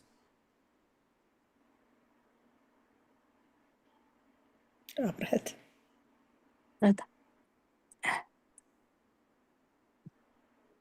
ኢሳያስ 5 ወደ 10 እቶም ነቲ እከይሲ ሰናይ ንሰናይ ከዓ እከይ ዝብሉ ንፀልማት ሲ ብርሃን ንብርሃን ድማ ፀልማት ዝገብርዎ ንመሪር ጥዑም ንጥዑም እውን መሪር ዝገብርዎ ወይሎም። الهوات ካልኣይ ቆሮንጦስ ምዕራፍ 6 ካብ 14 ክሳብ 16 ምስቶም ዘይኣምኑ ኣብ ሓደ ኣርዑት ኣይትፀመዱ ማለት ንፅድቅን ሓጢኣትን እንታይ ያራኺብዎ ወይስ ንብርሃን ምስ ፀልማት እንታይ ሕብረት ኣለዎ? ክርስቶስ ምስ ብልያል እንታይ ምስማዕ ኣለዎ ወይስ ንኣማኒ ምስ ዘይኣምናኒ እንታይ ግደ ኣለዎ? ንመቕደስ ኣምላኽ ከ ምስ ጣዖት እንታይ ስምማዕ ኣለዎ? ኣምላኽ ኣቦታቶም ክነብር ኣባታቶም እውን ክመላለስ እየ። ኣነ ኣምላኾም ክኸውን እየ ንሳቶም ህዝበይ ክኾኑ እዮም ከም ዝበለ ንሕና ቤት መቅደስ ሕያው ኣምላኽ ኢና። ኣሜን። ስለኣላቱ ምስገን አሜን። ቃል ህይወት ይስማዓልና ሓብትና ረዘነት ሆሴዕ 14:9 ሓብትና ትምኒት ማቴዎስ 7:13 ንባብ ቁፅሪ 42 ኣቦና ናባኹም። ንሕና ግና እታ ካብ ሓሶት ገለ ዘይብላ መንገዲ ወይ ከምታ ቅንዕቲ ፅርግያ ንጉስ ብኣብነት ንምስል ከምዚ ከዓ ብኢየሱስ ክርስቶስ ሰማያዊ ኣክሊል ንቕበል ንዕኡን ነብኡን ምስ መንፈስ ቅዱስን ምስጋና ይኹን ንዘለዓለም ዓለም ኣሚን ኣሜን ትንቢት ሆሴዕ ምዕራፍ 14 ቁፅሪ 9 ኣብ 9 ትባላ መገዲ እግዚኣብሔር ቁኑዕ እዩ ጻድቃን ይመላለስሉ መፍረስቲ ግና ኣብኡ ይወድቁ እዮም እሞ ነዚ ዘስተውዕሎስ ኣየናይ ጥበበኛ እዩ ዝፈልጦ ኸ ኣየናይ ለባም እዩ الهوات 13 بحسب الممرت مني ወንጌል ማቴዎስ ምዕራፍ 7 ቁፅሪ 13-14 እታ ናብ ጥፍኣት እትወስድ ደገ ርሕብቲ እያ መገዳ እውን ገፋሓ እቶም ብኣኣ ዝኣትዉ ድማ ብዙሓት እዮም እታ ናብ ህይወት እትወስድ ደገ ግና ፀባብ መገዳ እውን ቀጣንያ እቶም ዝረኽብዋ ከዓ ሒደት እዮም እሞ በታ ፀባብ ደገ እተው لقالاتكم እግዚአብሔር ዝተመስገነ ይሁን ዝኾነም ብቦፅናሕና ናይ ቅዱስ ቄርሎስ እዩ ቅዱስ ቄርሎስ ከዓ ጎይታናን ኣምላኽናን መድሓኒናን ኢየሱስ ክርስቶስ ፍጹም ኣምላኽ ፍጹም ሰብ ከም ዝኾነ ኣዴና ቅድስት ድንግል ማርያም ከዓ ወላዲት ኣምላኽ ከም ዝኾነት ቅድሚ ወሊድ ድሕሪ ወሊድ ብሕሊና ብስጋ ዘለዓለማዊ ድንግል ከም ዝኾነት ነዚ ዝገለጸሉ ምክንያት ከዓ ኣብቲ ግዜ እቲ ንስጥሮስ ዝተባህለ ናይ ቤተ ክርስቲያን ሊቅ ዝነበረ ማርያም ታራ ሰብ እያ ወሊዳ እቲ ማርያም ዝወለደቶ ታራ ሰብ ግን ኣብ ባሕሪ ዮርዳኖስ ክጥመቕ ከሎ እቲ ለጎስ ዝበሃል ማለት ቃል ኣምላኽ ኣብኡ ስለ ዝሓደረ ብፀጋ ኣምላኽ ኮይኑ ዝብል ክሕደት ኣምፅኡ ነቲ ጉባኤ ናይ ኤፌሶን ቅዱስ ቄርሎስ ይመርሖ ነይሩ ስለዚ ናብዚአን ኣተኪሩ ዝዛረብ ዘሎ ወላዲት ኣምላኽ ከም ምዃና ንኣምን ወላዲት ሰብያ ኣይንበል ሰብያ ወሊዳ ኣይንበል ዝብል ዘሎ ብቐጥታ ናብ ንስጥሮስን ናብቶም ሰዓብቱን ዝዓለመ እዩ ማለት ስለዚ ኣብየናይ ግዜ እዩ ነይሩ ነየናይ ሕቶ እዩ ዝምለስ ነይሩ እቲ ሃይማኖት ኣበው እንዳፅናዕናዮ ምስከና እንዳተረዳእና ኸይድ እዩ ማለት እዩ ምክንያቱ ኣብ ጉባኤ ንቅያ ኣርዮስ ወልዲ ፍጡር ስለ ዝበለ እቲ ሽዑ ዝፀሓፉ ኣቦታት ቤተክርስትያን በዓል ቅዱስ አትናቴዎስ ፍጹም ኣምላኽ ፍጹም ሰብ ምዃኑ እዚ ናይ ቅዱስ ቄርሎስ ከዓ ንስጥሮስ መልሲ ምሃብ ምክንያቱ ንስጥሮስ ጥራይ ንማርያም ነዴና ቅድስት ድንግል ማርያም ጥራይ ዘይኮነስ እቲ ካብኣ ዝተወልደውን ታራ ሰብ ኢሉ እዩ ነዚ ክሕደት ዘመንፂ ማለት እዩ ቤተክርስትያን ነዊሕ ጉባኤ ገይራ ሓቲታቶ ረዲኣቶ ለሚናቶ ክምለስ ስለዘይደለየ ካብ ውሳኔ ይብሎም ስለ ቃላቱ እግዚአብሔር ዝተመስገነ ይኹን ንምክትታል ክጥዕመና ምእንቲ ኣብ ምዕራፍ 75 መልእኽቲ ናይ ቅዱስ ቄርሎስ ሃይማኖት ኣበው ምዕራፍ 75 ቁፅሪ 42 እዩ ዝውድእ ኣብ ዝመፅእ ጉባኤና ንሕና እንተለና ኣምላኽ ከዓ ተፈቐዶ ካብ ምዕራፍ 76 ክፍሊ 35 ካብ ቁፅሪ 1 ኢና ክንጅምር ሕጂ ናይ መዝሙር ግዜና ኣኺሉ ኣሎ ንሎሚ بمزمور نأملاك كمسكنه تقول بفلايكا زميركم زيت فلتو وي زيت فلتا عدل كهبي حراي حبتنا ملو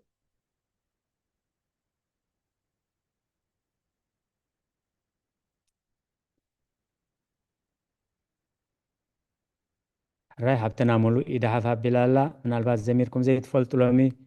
إذا تعملنا لو بمزمور نأملاك كنملخو خنمسكنه وعلوت خنقر تبلو وي تبلا انت اللي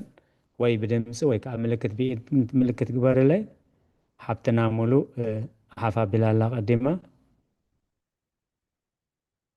راي كسل ملحبه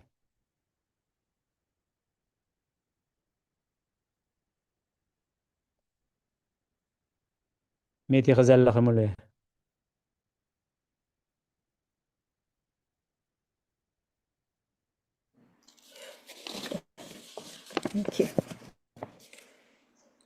احنا كلنا كاب ملأتو ጸጋ ተቀቢልና ሓጢኣን ከለና ካብ ምልኣቱ ጸጋ ተቀቢልና ካብ ዘይጠፍእ ዘርኢ ብምሕረቱ ዳግም ተወሊድና ትብል መዝሙር እግዚአብሔር ይሐግዘኒ زمري نحنا كلنا خملاتو ጸጋ ተቐቢልና ሓጥኣን ከለና ከምልኣቱ ጸጋ ተቐቢልና ካብ ዘይጠፍእ ዘርኢ ብምሕረቱ ዳግም ተወሊድና ካብ ዘይጠፍእ ዘርኢ ብምሕረቱ ዳግም ተወሊድና ዕዳሞት ክንከፍል ኣብ ንወዱሉ ኢኹ ናብ ባርነት ሰንሰለት ኣብ ኢድና ተበቲኹ ዓብ ፍቕሪ ኣፍቂሩና ጸላቱን ከለና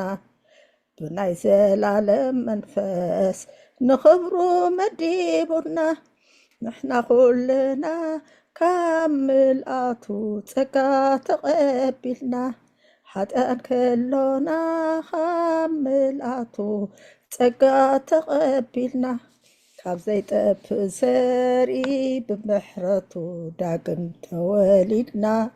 ካብ ዘይጠፍእ ዘርኢ ብምሕረቱ ዳግም ተወሊድና ንዓለም ንስዕረሉ ጸላኢ ዝሓፍረሉ ኣቦና በልና ብትብዓት ንቐርበሉ ናይ ገንሸል ደም ከሕሚትና መነሎ ዝቃወመና ቃሉ ዝተኣመን እዩ እቲ ተስፋ ዝሃበና ንሕና ኩልና ካብ ምልኣቱ ጸጋ ተቐቢልና ሓጥኣን ከሎና ካብ ምልኣቱ ጸጋ ተቐቢልና ካብ ዘይጠፍእ ዘርኢ ብምሕረቱ ዳግም ተወሊድና ካብ ዘይጠፍእ ዘርኢ ብምሕረቱ ዳግም ተወሊድና ብደም ናይቲ ገንሸል ብኽቡር ተዓዲግና ብተስፋ ተኻፈልቲ ክብሪ ኣምላኽ ርኢና መዝሙር ዓወት ክንዝምር ይፈስስ ካብ ኣፍና ኣምልኾ ነቕርበሉ ብዝፋን ሙኸቢርና ንሕና ኩልና ካብ ምልኣቱ ጸጋ ተቐቢልና ሓጥኣን ከለና ካብ ምልኣቱ ጸጋ ተቐቢልና ካብ ዘይጠፍእ ዘርኢ ብምሕረቱ ዳግም ተወሊድና ካብ ዘይጠፍእ ዘርኢ ብምሕረቱ ዳግም ተወሊድና ንዓለም ንስዕረሉ ጸላኢ ዝሓፍረሉ ኣባ እንዳበልና ብትብዓት ንቐርበሉ ናይ ገንሸል ደም ከሓዝና መን እዩ ዝቃወመና ቃሉ ዝተኣመነ እዩ ተስፋ ዝሃበና ንሕና ኩልና ካብ ምልኣቱ ጸጋ ተቐቢልና ሓጥኣን ከለና ካብ ምልኣቱ ጸጋ ተቐቢልና ካብ ዘይጠፍእ ዘርኢ ብምሕረቱ ዳግም ተወሊድና ካብ ዘይጠፍእ ዘርኢ ብምሕረቱ ዳግም ተወሊድና ኣሜለይ ስለ መዝሙሩ እግዚአብሔር ተመስገነ ይኹን ሓቂ እግዚአብሔር ኣና ዝገበረልና ኢየሱስ ብሓቂ ቃለ ህይወት የስምዓልና ሓብትና ሙሉ ክትዝምርሉ ከተመስግንሉ የንበርኪ ብኩሉ ብህይወትኪ ብሓዳርኪ ብደቅካ ኩሉ እሱ ይሕለፈልኪ ኣሜን ዘደንቕ መዝሙር እዩ እግዚአብሔር መስገን ምናልባቶም ኣብ ቤተክርስትያን ብኣካል ክትመፁ ትኽእሉ መዛሙር ቤተክርስትያን ኣብ ትሕቲ ኮፍ ንብለሉ ባይንዲንግ ዝኾነ መዛሙር ኣሎ እዚ ሓብትና መልእኽቲ ዝምረልና ፀንሐ ሓደ ካብኡ እዩ ኣብ ቁፅሪ 89 ከዓ ንረኽቦ ንሕና ኩልና ካብ ምልኣቱ ጸጋ ተቐቢልና ሓጥኣን ኮለና ካብ ምልኣቱ ጸጋ ተቐቢልና ካብ ዘይጠፍእ ዘርኢ ብምሕረቱ ዳግም ተወሊድና ዕዳሞት ክኸፍል ሓደ ወዱ ልኢኹ ናይ ባርነት ሰንሰለት ካብ ኢድና ተበቲኹ ዓብ ፍቕሪ ፍቂሩና ጸላእቱን ኮሎና ብናይ ዘለዓለም መንፈስ ንኽብሩ መዲቡና ንዓለም ንስዕረሉ ጸላኢ ነሕፍረሉ ኣባ ኣቦ እናበልና ብትብዓት ንቐርበሉ ናይ ገንሸል ደም ካብ ሓዝና መን ይዝቃወመና ቃሉ ዝተኣምነዩ ተስፋ ዝሃበና بدم نايت جنشل بخبور تعديقنا بتسفى تخافلتي كبر أملاك كاب كنا مزمر عاود نزمر أني يفسس كاب أفنا أملوه نقربلو بالزفانو كبيبنا نعلم نسعرلو صلاة نحفرلو أبا أبون نابلنا بتبعات نقربلو ناي جنشل دم كاب حزنا من يزك أو منا قالوا زتأمنيو اتتسفى ذهابنا ስለቃላቱ እግዚአብሔር ዝተመስገነ ይሁን ሓብትና ዕልልታ ኸጥዕማ ከሎ በአካል ምስራሕ ኣብ ዘይጥዕማ ኸዓ በቲ ዝጥዕምና ተኸታተለት ኩሉ ግዜ መልእኽቲ ትሰደልና ሕጂ እውን ሓብትና ሙሉና ዘመረት ኮላ ቴክስት ገይራ ያላ ሓብትና ዕልልታ ዘበና አገልግሎት ኪባርኽ ሙሉእ ጥዕና ሕጉስ ህይወት ይሃብክ ተሓስቢ ኩሉ ሰናይ ነገር ከዓ እግዚአብሔር የስልጠልክን ይቕልዓልክን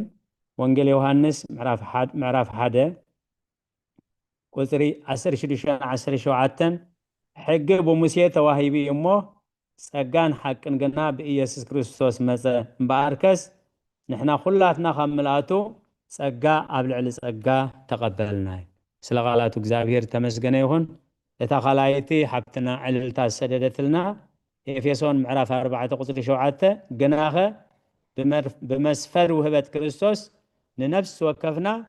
ጸጋ ተዋሂቡ እዩ እታ ንሕና ኩላህና ካብ ምልአቱ ጸጋ ተቀበልና ሓታ አንከለና ካብ ምልአቱ ጸጋ ተቀበልና ካብ ዘይጠፍዕ ዘርኢ ብምሕረቱ ዳግም ተወሊድና ንዝብል ብፍላይ ነተን ክልተ ቀዳሞት መስመራት መልከቲው ደጊመ ሓብትና ዕልልታ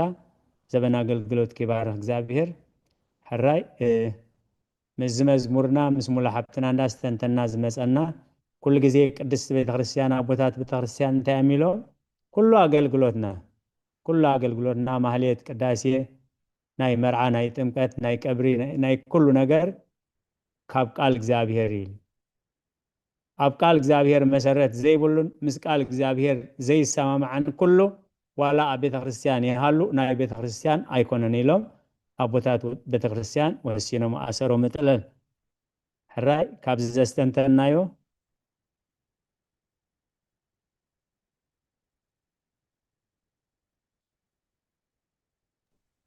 ቦና ፍትንዶ ራይ ረዘነት ሓብተይ ወንጌል ዮሐንስ ምዕራፍ 1:11 መሳሰላት ኾነ ራይ ጽቡቅ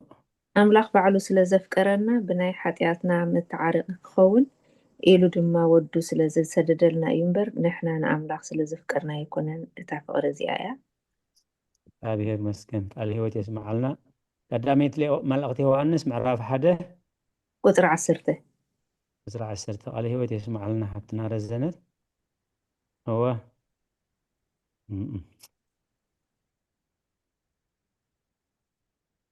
أنا خلف محل حرة جلاتي معرف 4 أو 6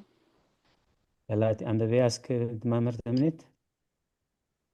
ولد ስለዝኾንኩም ከዓ ኣምላኽ ነቲ ኣባ ኣቦ ኢሉ ዝፅውዖ መንፈስ ወዱ ናብ ልብና ለኣኾ ነታ ራብዒት ሲንክ ንዓለም ይስዕረሉ ጽላልሕ ተንሳስ ኣባ ኣቦ እንዳበልና ብትብዓት ነቕርበሉ ትብል ምስኣብ ብጣዕሚ ጽቡቕ እምበር ብጣዕሚ ጽቡቕ ስለዚ ኣባ ኣቦ ኢሉ ዝፅውዕ መንፈስ ወዱ ናብ ልብና ለኣኾ ደጊም ብድሕሪ ዝውልድ እምበር ባልያ ኣይኮንካን ውልድ ካብ ኮንካ ግና بكريستوس وراس أملاك خالص لقلات እግዚአብሔር ዝተመስገነ ይሁን الرأي كالوت أنا لا تنبنا الرأي نعيوت حقتي كتسلي أنا خاني أبتا قدامي بيتروس قصر حادي 3:4 نستانا انت أش متخيل كوينات السمعتين خزن كبلا خلوه كاب زيت أف زرقي دقيم توليدنا تقول دقاقي ما تقولنا نبرة thank you مولو حافتنا صبغت مزمور اتي زي حلفن زي ركسن زي تسملون اب سمايات تأرني بلكم زلو رستي بنا إيسوس كريستوس تنسائي كاموتان بزحي محرت نهيا وتصفى بحدش زولدنا أملاخ أبو قويتنا إيس كريستوس يبارخ قال هو تسمع لنا كاب زي زاري بمحرته داقم توليدنا زي حلفن زي ركسن زي صملون اب سماي تأرني بلكم زلو رستيبل زي حلف زي ركس زي صملو اب سماي تأرني بلكم زلو رستي بنا إيس كريستوس تنسائي كاموتان ببزح محرتن هياو تسفى بحدش زي ولدنا أملاخ أبو قيتنا إيس كريستوس يبارخ بمحرته داقم توليدنا بتخكل تتأسس الساعة مالتي قال هيوت يسمع لنا قال هيوت يسمع لنا هراي قال هلوت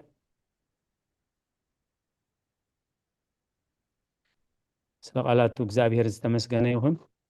ኣብዝናይ መዝሙርና ብጣዕሚ ኣዝዩ ሰፊሕ እዩ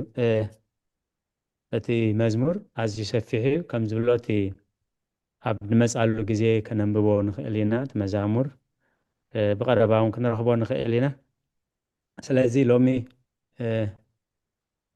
ስለ ቃላቱ እግዚአብሔር ዝተመስገነ ይሁን ሓብትና ሰናይት ከዓ እግዚአብሔር ፀጉ የብዛሕላ ሮሜ ምዕራፍ 8 ቁፅሪ 9 ሊኢኻትልና ኣላ ሮሜ 8 9 ንስኻትኩም ገና መንፈስ ኣምላኽ ሓዲርኩም እንተልዩስ ብመንፈስ እምበር ብስጋ ኣይኮንኩምን ዘለኹም እቲ መንፈስ ክርስቶስ ዘይብሉ ግና ንሱ ናቱ ኣይኮነን ይብል ስለ ቃላቱ እግዚአብሔር ዝተመስገነ ይሁን ቃለ ሕይወት የስማዓልና ሓብትና ሰናይት ራይ ናብቲ ናይ ሎሚ ኣርእስትና ክንከይድ ቅዱስ ቄርሎስ መን እዩ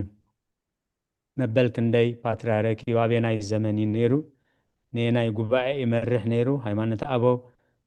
ክንመሃር ከለና ነዚ ኩሉ እንዳስተንተና ኢና ንኸይድ ማለት እዩ ሎሚ ሃይማኖት ኣበው ምዕራፍ 75 ክፍሊ 34 ካብ ቁፅሪ 29 ክሳብ 42 ብጥቕልል ዝበለ መልእኽቱ ነቲ ናይ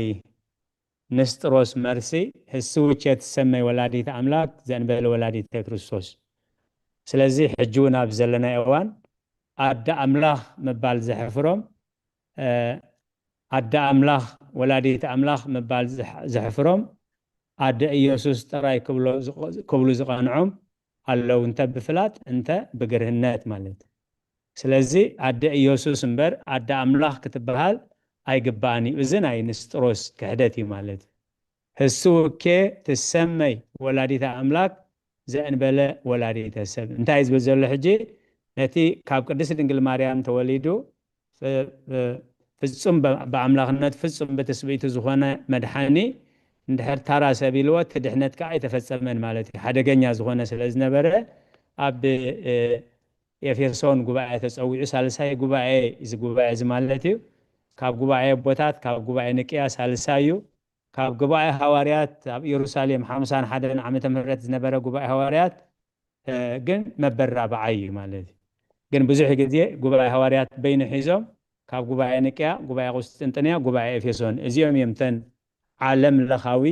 ጉባኤ ኣብያተ ክርስቲያናት ዝበሃል ቤተ ክርስቲያንና ተቐበሎ ማለት ስለዚ ብድሕሪኡ ዝተገብረ ጉባኤታት ሓቂ ዘይነበሮ ዓመፅ ዝተሓወሶ ካብቲ መሰረት እምነት ስለ ዝወፀ ቤተ ክርስቲያን ብድሕሪኡ ዝነበረት ጉባኤ ኣይተቐበሎን እያ ማለት ንኣብነት ኣብ 451 ዝነበረ ጉባኤ ኬልቄዶን በዓል ቅዱስ ቄርሎስ ብዙሕ ዋጋ ዝኸፈልሉ ኣስናኖም ተሰይሩ ጭሕሞም ተላዝዩ ጭሕሞም ተነፅዩ ዝንቱ ትፍራ ሃይማኖት እየ እንዳበሉ ብእምነት ዘሰጋገርዎ ብዙሕ ጉባኤታት ኣሎ እተን ዓለም ለኻዊ ጉባኤ ቤተ ክርስቲያናት ዝበሃላ ግን እዘን ሰለስተ እየን ጉባኤ ንቅያ ጉባኤ ቁስጥንጥንያ ጉባኤ ኤፌሶን ስለዚ እንታይ ነይሩ እቲ ምክንያት ክንደይ ኣቦታት ተጋቢኦም መን ይመርሖ ነይሩ እንታይ ነይሩ እቲ ጠንቂ ኣብ መወዳእታ ቤተ ክርስቲያን ብኸመይ ወሲናቶ እቲ ሃይማኖት ኣበው ኣብ ኢድና ስለ ዘሎ ነቲ ቅዱስ ታሪክ ንምፍላጥ እሞ ዋላቶም ብኣካል ክንሳተፍ ግዜ ዘይረኸብና ነቲ መፅሓፍ ኣብ ኩሉ ቤተ ክርስቲያናት ብትግርኛ ተተርጊሙሎ ኣቦና መምህር ዓንዲ ብርሃም ገብረ ማርያም ተርጊሞሞ ከምኡውን እዚ በዚ ነመሓላልፎ ዘለና ኩሉ ግዜ ኣብ ዝደለናዮ ኣብቲ ናይ ደብረ ሰላም መድሃኒ ዓለም ዌብሳይት ይኹን ዩቲዩብ ይኹን ፌስቡክ ይኹን ኣብ ዙም ይኹን ኣብ ኩሉ ክንረኽቦ ንኽእል ኢና ስለ ቃላቱ እግዚአብሔር ዝተመስገነ ይኹን ስለዚ ሎሚ ካብዚ ናይ ሎሚ ዘስተንተናዮ ኣነ እዚኣ ተረድየ لوم مشت زيا استوعيله زيا استنتينا نبلو ويكا زيا تبل اي تردعنن نبلو انتلو تجزي ناي قباي عدل زي رهبنا نبر حتى كونيرنا حساب كونيرنا كي نبل منتي بيت خريستيان ناس قباي زخسرع كلها تفرق ساعات حتى ملسنا حزبي الى تسرع تحزبي حتى تخسان وي زحل كتب له خلو خمينا نحنا تتو كيبل نملو زلنا امبر تفرق ساعات ناي حزبي امالتي مو كابزلو مزنببنايو كابزلو مزستنتنايو ازيا استنتينا زبل نغبا ازتكم ويكا خم تقدم زبلكو ازيا ايتردا انتن نبلو انتليخا اتي غبا ناي حزبي موت او دمهرت نا حزبي وفيلو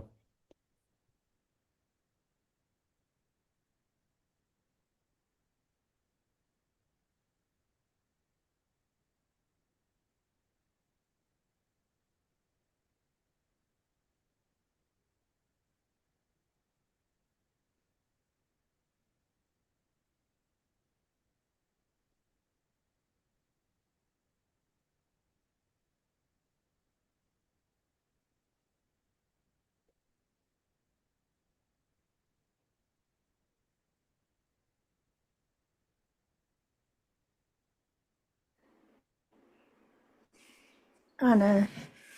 حتى زي ترددت خفت ذنب كواسي إبراويان 10:4 10:6 مصح ذنب كوا مبارسي بحق نزر أبراهام العالم بر نملاخت العالم نمو እቶም ውልድ ብደምን ስጋን ካብ ዝሓብሩስ ብሞት ነቲ ሓይሊ ሞት ኣብ ኢዱ ዝሓዘ ምእንቲ ክስዕር ንሱ እውን ዲያብሎስ እዩ ነቶም ብፍርሓት ሞት ብዘሎ ዘመኖም ብባርነት ተታሒዞም ዝነብሩ ኩላቶም ሓራ ምንቲ ክወፁ ኢሎም ንሱ እውን ብኡ ሓበሮም ኣብዚኣ ሲርታ ታሕተወይቲ ሲ እቲኣ ዲያብሎስ ሲ مبارسي بحق نزر أبراهام العالم بر نملاختس العالم تمولد بدمن سجان كابز حبرس بموت نتحيل موت أبيد زحازم أنت خسائر الديابلوس مالتي وزي أبزي ترددتني حيل موت أبيد زحازم أنت خسائر نسون ديابلوس يلو ግን እቲ ዲያብሎስ ሲ ቁሩብ ኤክስፕላኔሽን ኣብዚኣስ ራይ መላሓብተይ ቁፅሪ 38 እያ ከምቶም ንእግዚኣብሔር ካብ ዝወለደት ማርያም ዝተረኽበ ስጋ ምስኣ ማዕረ ኣይኮነን ንእግዚኣብሔር ካብ ዝወለደት ማርያም ዝተረኽበ ስጋ ምስኣ ማዕረ ኣይኮነን ምስ ባህርያ ድማ ኣይመሳሰልን እዩ እሞ بجبر سبنت رأي زمساسل زبلو كم منت علاويان أين أمننينا كم تسرعويان هلاويو بحق السباي كونن تايدا كم تن دانيال زترايو أمثال ود سب إيو زبلون أين أمننينا نحنا جنا مسانا معرض هنا كاب هلاويناوني كم تباولوس زبلو نمل أختي أيل علن تايدا نزر أبراهام يزل عليه ስለዚህ ጎይታ ኢየሱስ ክርስቶስ ካብ ምስ መላእኽቲ ኣይተዋሃደን ካብ መላእኽቲ ዝወሰዶ ነገር የለን ምስ ምንታይ ኣይተዋሃሂዱ ምሳና ኣይተዋሃሂዱ ንምንታይ ምሳና ተዋሃሂዱ ከዓ እቲ ሰይጣን ዝሰዓሮ ባርሲ በሐቅ ንዘራ አብርሃም አልዓሎም በር ንመላእኽቲ ሳያልዓሎምን እሞ እቶም ውሉድ ብደምን ስጋን ካብ ዝሓብሩስ ኢሉ ብሞቱ ነቲ ሓይሊ ሞት ኣብ ኢዱ ዝሓዘ ምእንቲ ክስዕር ንሱ እውን ዲያብሎስ እዩ ምክንያቱ ምስ እግዚአብሔር ምሰጻልኦም አምላኽ ማዕሪ ኸይትኾኑ ኣይትብሉ ኢሉኩም እምበር ካብ እንተበልዒኹም ትሞቱ ዘይኮነስ ማዕረ አምላኽ ኢኹም ትኾኑ አማልኽቲ ኢኹም ትኾኑ በታ ንሱ ዝወደቐላ ውድቀት ምሰውደቆም ኣብ ምንታይ ኣብ ኢድ ባርነት ሰይጣን ኣብ ትሕቲ ግዝኣት መርገም ግዝኣት ሓጢኣት እዮም ነይሮም ማለት ካብ ሙሴ ክሳብ ክርስቶስ ካብ ኣዳም ክሳብ ሙሴ ንዝበደሉን ንዘይበደሉን ሞት ገዝኦም ይብል ስለዚ ነቲ ሓይሊ ሞት ኣብ ኢዱ ዝሓዘ ምእንቲ ክስዕር ንሱ ንመን ኢልዎ ዲያብሎስ ኢሉ ነቶም ብፍርሃት ሞት ብዘሎ ዘበኖም ብባርነት ተታሒዞም ዝነበሩ ኩላቶም ሓራ ምእንቲ ከውፅኦም ኢሉ ንሱ ብኡ ሓበሮም ንዘር አብርሃም ነቲ ሰብ አይኮንን ካብ ቅድስት ድንግል ማርያም ካብ ስጋ ስጋ ካብ ነፍሳ ነፍሲ አይወሰደን ኢሎም ንዝኽሕዱ ሐዋርያ ቅዱስ ጳውሎስ ኣብ ዝምናይ ዕብራውያን መልእኽቱ ካብ መላእኽቲ አይኮነን አልዓሎም ንምስኡ ሓበሮም ኢሉ እንታይ ክገብር ብሞቱ ነቲ ሓይሊ ሞት ኣብ ኢዱ ዝሓዘ ምእንቲ ክስዕር ንሱውን ዲያብሎስ እዩ ነቶም ብፍርሃት ሞት ብዘሎ ዘመኖም ብባርነት ተዛሒዞም ዝነበሩ ኩላቶም ሓራ አውፅኦም بسقلاتو بدم كريستوسي نتنا عدا سلسلة نتنا مرجم بتيخو حراس لزجبرناي زموت الله أبو موت نتحيل موت حيزو زنبرة ديابلوس حنسا من حوارون نخسعري بريها هتكون تسفى جبر ملحبتي قال هو تسمعنا حق مثلا آمين بتعامى قداس حتى ركي حتى الرأي كالوت جزينا نتغملو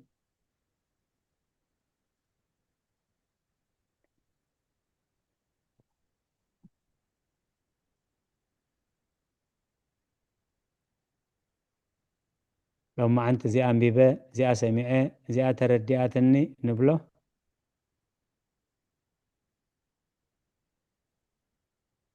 حدا ويحنت زي حتتتو نقول لهنا يستغملنا مالتي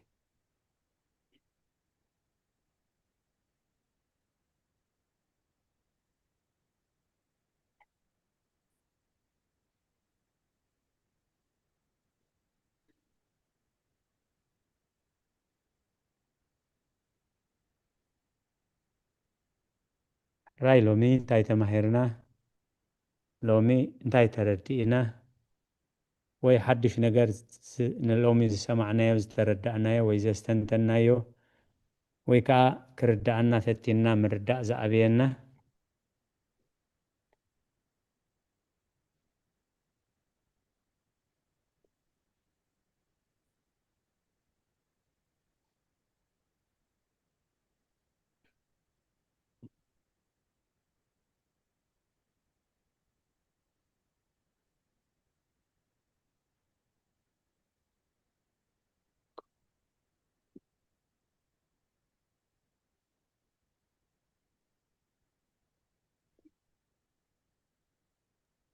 راي جزينا نتقملو نخفتن دا وتربع عن حدا زستنتن كواستم هاركو عمالتي الراي أبره حتى نحن عدما بحقي كمتي زقبعنتي مستير كان رد يوزقبعنا نتي كونو أمنت انت زي عمونو مساعتهم حد النتي يبلنان كمتي بنبيز تبعليك على زعبير دعا يسمعو أمبر نتي أكوي سناي نتي سناي كا أكوي زقبو ويلو نبرهان مس سلمات محواسني يسو نخرستوس كا مس سيطان حد النتي يبلو أزيات مخيرة هذا السيستم راي قرب استنتني أسك أدلك بكي ما أبره حتى أبونا أرجف أبلنا بعلم أنا سمس حبرت يبلنا عن بعلهم ملولي جزي هاي بالعلفو الحين دحين جزية لا جزية خمندي جزية ناي بدي الله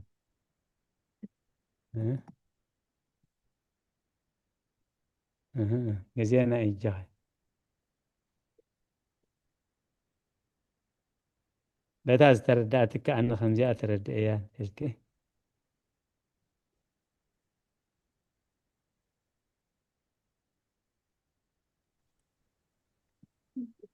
أو أنت تردأت مس ناي دابلوس لغنا حبرت يبلنا بخدادنا نادي بزار أربعة نادي بخلص كل قطب كم زلنا هورستوس كن مسل كم زلنا بقول انتنا كاب زار أربعة جميرنا اللي هو يسمع لنا انت رغيب كي أبتا شات تليفون سديد كلهنا تيمو برهد حتى تليفون كي سديد اللي أغسل زي حسكوها الشهر قصري 4 حدن ያስተንቲናትልና حتنا برهت نحنا دما بحقي كم تزقبا نتمستير كنرد يزقبانا حجت علامة عبوتاتنا قربت ندافعوا نازل صحف كصحفوسي تزحلوا فوق على مكراي ترف 7-8 عدميهم نزي كند ولاد كندنا ابرا كند ولاد غيرهم يمكيدومي نحنا دما بحقي كم تزقبا نتمستير كنرد يزقبانا ስለዚህ ንምንታዩቲ ዝጸነሐ በትግርኛ ተተርጊሙስ ህዝብና ክፈልጦ መሰረተ እምነትና ስለዝኾነ እንድሕን ከነረድእ ኮይና ኸ ንባዕልና ክንርዳእ ኣለና ዘይተረዳእ ሰብ እንታይ ዝገብር ከረዳእ አይክእልኒ ክርዳእ አይደልኒ ወይ ይቋየቕ ወይ ይኹሪ ወይ ይበኣስ ማለት ስለዚህ ንሕና ኸ መሰረተ እምነትና እዚ እምነትና ተዋህዶ ኦርቶዶክስ ተዋህዶ ማለት ታይ ማለት مستبهل خنقصل تمستير سلاسي مالت نحنا دما بحقي كم تزقبا نتمستير كنرد يقباعناي حضور فلتات بتعم حيلي مالت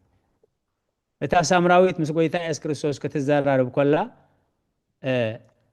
نايتو نايتو مابوتاتان ناي كال ناي يهود امنت بدق يتفلل نيرايل ابوتاتنا ابز امبازي يوم زسغدو نسخاتكم كن تاخسغدل ايهود كن እታኽስገደላ ዝግባ ኣብ ኢየሩሳሌም ጥራይኦም ዝብሉ ኣብ መወዳእታ ኸዓ ክርስቶስ ዝበሃል መድሓኒ ክመፅእ ንሱ ኸድሕነና እዩ ኣትብሎ ማለት ስለዚ ትሕዱር ፍልጠት ሓቂ ስለዝኾነ ፍልጠት ምስ ትሕትና ፍልጠት ምስ ፍርሓት እግዚኣብሔር ንሕና ድማ ብሓቂ ከምቲ ዝግባእ ነቲ ምስጢር ከነረድእ ይግባአና እዩ ደቅና ኸሓትና ከለው ደቅና ኸሓትና ከለው ኣብ ቤተ ክርስቲያን እውን ክንዲ ደቅና ዝኾኑ ክነሓትና ከለው ኣትቆልዓኹም ይበሃል ነውሪ ከምኡ ኢልካ ከይተሓቲ ከምኡ ኢልካ ከይተሓትት ከምኡ ይጸኒሑ እዚ ግን ኣንጻርቲ እምነትና ኣንጻርቲ መሰረተ እምነትና እዩ ምክንያቱ ነታ ዝሓትኹም ግቡእ ምላሽ ምእንቲ ክትህቡስ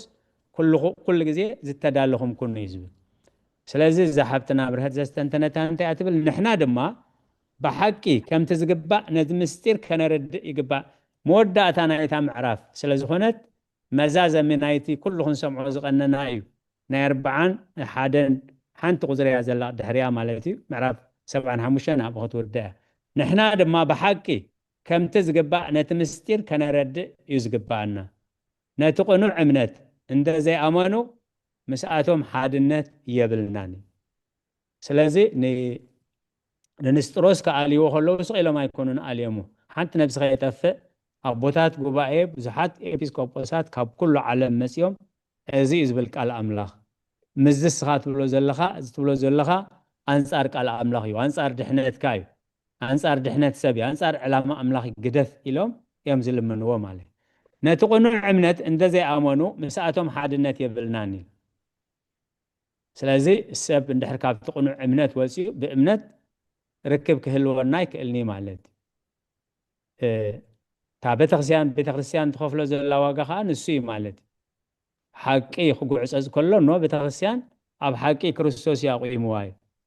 ነቲ ቕኑዕ እምነት እንደዘይኣመኑ ምስኣቶም ሓድነት የብልናን ኢሉ ከምቲ ብነቢይ ዝተባህለ ቃል እግዚኣብሔር ዳኣ ይስምዑ እምበር ነቲ እኩይ ሰናይ ነቲ ሰናይ ከዓ እኩይ ዝገብሮ ወይልኡ እዩ ንብርሃን ምስ ፀልማት ምሕዋስ ንክርስቶስ ከዓ ምስ ሰይጣን ሓድነት የብሉን እዩ እግዚአብሔር ዘስተውዕሎ እምሮ ይሃበና ምክንያቱ እቶም ሊቃነ ካህናት ካብ ክቱር ቅኒ ካብ ክቱር ጽሊ ንክርስቶስ ክብሪ ንዝኽርስም ይኹን ንዕኡ ገበነኛ ገይሮም ነቲ በገበን ብቕትለትን ብምብዓት ከተማን ተኣሲሩ ዝነበረ በርባን ንዕኡ ክፍታሕዮም ፀላም ክዘብራ ሓዲሮም ንግሆ ከዓ ንክርስቶስ ይሕሊፎም ሂቦም ንበርባን ግን ነቲ ብምብዓት ከተማን ብቕትለትን ተፈሪዱ ዝነበረ ናፃ ውፅኦም ኢሉ ስለዚ ከዓ እዩ እዛ ሓሳብ ዝኸ ካበይ ይመፅእ ከም ኣቦታት ካብ ገዛእ ርእሶም ዘምፅዎ ዘይኮነስ ካብ ቡሊን ካብ ሓዲስን እዩ ታናይ ኣብ ኢሳያስ 5 ቁፅሪ 20 እንታይ ኣትብል እቶም ነቲ እከይሲ ሰናይ ንሰናይ ከዓ እከይ ዝብሉ ንፀልማት ብርሃን ንብርሃን ከዓ ፀልማት ዝገብርዎ ንመሪር ስጥዖም ንጥዑም ከዓ መሪር ዝገብርዎ ወይልኦም ስለዚ ታናይ ካልኣይ ቆሮንቶስ ከዓ ክርስቶስ ምስ ቤልሆር ጣዖት ምስ ታቦት ኣማኒ ምስ ዘይኣማኒ እንታይ ሕብረት ኣለዎ ንሕና መሕደሪ መንፈስ ቅዱስ ቤት መቅደስ ኣምላኽ ኢና ኢሉ اتزلنا مس منفس أملاخ مستمني أملاخ سبات امبر كابتي قنوع مقدم مزوازو حبرت كهلونا خمزي كأليس قلس سلغالاتو እግዚአብሔር ዝተመስገነ ይሁን ዘበና አገልግሎት ባርኽ ሀብተና አብረህት ለሐቅ ጽቦ ነገር አስተንቲንኪ ሕራይ ካልወት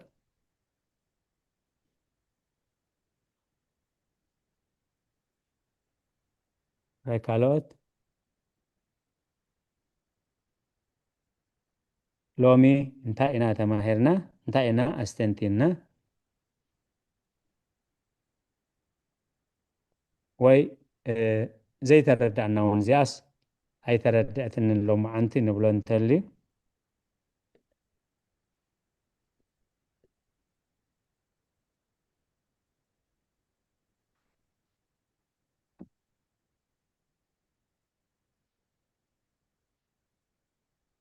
حراي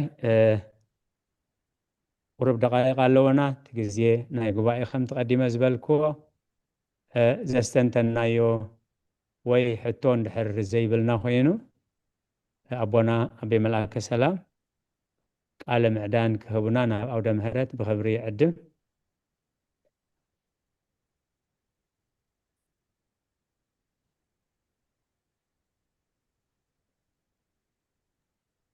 يا الرأي أبونا كبرت يابلي كبرنا مسكانا نعم لاخيكون زمن أقلقلتكم يبارخ حفتنا مولود ما زمارية ملاختي يسمع لنا كلكم عبسي مدب زلكم دما نتتوها بكم من باب بمن باب نتاعت زمرت مزمر وين بتقسيم سنكم حسابكم هاب كابزغن مهاروزم سناون تردأكم زستنتنكم كمون زي تردأكم كم حتى كلنا زخون زقربكن زمن أقلقلتكم يبارخ من البات حسب زمتنا حساب أنا ملخت دهب حسابنا خنه من خلينا مكنياتو دارجا أسرع دقيق هون سلا زلنا دارجا أب الدكتور كيرلس صحافه بزح معلتاتنا نقعز زلنا كابزا لومي زنببنايو قصري 4 كاب حلنانا زنقلنايو نجر نتوهدو عينن كف ماريام كا ولادت أملاخ أيكونتن أينبل كدمز زبالكو يأكل إيو بأمنتنا خمزئنا بقى نأمن نتوم نجر حق خنورو زداليو مخنيات أين هبهم لماذا علاويان نتبحق زتبهله نابكفؤ نجرن حسا وحلنان إيوم زلووتو بقاتاتهم أين الدنة نمصحفت እግዚአብሔር بيانا يقاباب وي أمثال بزي قباء بينببوه نحنا نساتهم طفعات مخانمينا نفلت إلو كجمر كلن تايلو كاب حلنانا بزنقلنا ينجر نتوهدو عينن كف ماريام كا ولادت أملاخ أيكونتن أينبل إلو غنيات سئلو كاب حسابك زنقله كاب حسابك زتبقسه انت دا خوينو مبقس يبولون منጭ يبولون مسرت يبولون صحف قال املاكون يبولون نام انت يزودقك انت دا ايلنا نام نقفيتا نام تحق دما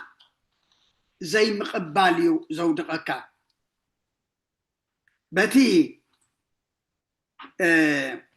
كاب حلنانا زنقله وي كاب حسابنا زمنچو وسقلنا نتوهدو عينن قف نماريام دما ولادت أملاخ أيكونتن أينبل كابتن عبيت قبائنات سلسة قبائنا اتحانتي بدينا قدس رنجل مريم ولاديت سبعيا سلتبهله ولاديت سب ديكونت ولاديت أملاخيا إلهم بوغزت زفلي وإمالتي لك أنا حنا دما نزوم أبوتات إزياتهم مسرتنا مستياتنا نتوم قال أملاخ زنقرخم سي أسرم سعبهم زبهل ناتاتهم ولود سلازخونا إنا بحلنا زنقلنا يويدما كاب حسابنا سؤال بزمت أنا زي كونسي كاب قال أملاخ كاب صحفات تبقسنا أبتوهدنا كنسأنا أبتوهدنا كنبر ندينا قدست دنجل مريم دما أدى أملاخ مخانا كنقبل أيو كسلا بين انت إلو كدمزي زبالكو يأكل إلو معناتو بزح قزارب سلت صنحي بأمنتنا كمزئنا بقى نأمن نوتم ننجر حقي كنورو زدليو مخنيات أين هبهم إلو نوتم نتي نجر حقي قال حقي قال صدقسي زنورو زخفو سي مخنيات أين هبهم مجدي أين خفتلو إزي لماد علاوياني إزي لماد تم كاب إمنت زودقو وي كاب إمنت دما دوزم بليو نتبع حق إذا تبع لنتاي قبرويلو ناب كفؤ نجرن حاسا وحلنان إيوم زلووتو زنبوري كونن زنقرن نازلو أب زمانو نرم زمن چرلس أب زنبرلو أب زمن نادما ألو نبدحر حجون كل إقدن كنتي طبابانيا سلام تايلو أب تحت صحاي زلس حدش نقر يلن اتزنبرا إيو زداقاقم كم تبهله إزدما زنبرا نعناقن إذا خمز متسع كنت انكار فلتنا خنصنح أبوتاتنا نزنعنا حيلك خوننا دقف خوننا أب امنتنا خنصنع امنتنا نأمنتنا ما نتم حمي ويدما كنورو زدوليو مجدي كين خفتلهم كفؤ نجارن حساو حلنان زلوط قدما كنت انقاقلهم بقاتاتهم أيتدنقيلو مخنياتو زدنقك زي نبرا سلازخون تخوينو حدش نجار أباخات تجمرة تخوينيو زدنقك كامبر زنبرا دحر كوينو أدنقكاني دحر كسام عصاني حقا كتنقاقلو تاريخ كتن بمن دحر تصاني حقا دما اسخا دما تساتاف خيتخون نفسها تحلو الليو نمصحفت እግዚአብሔር بيناي أجابب وأمثال بزي جبا ينببو نتمصحفت እግዚአብሔር سي نتناي حق مصحف منفس أملاخ زنفسو أبتاتوين بمنفس قدس سماريحهم زصحفوه نتسماين مدرن كحلفيو قال يجنا أي كحلفنيو زتبهله هياو قال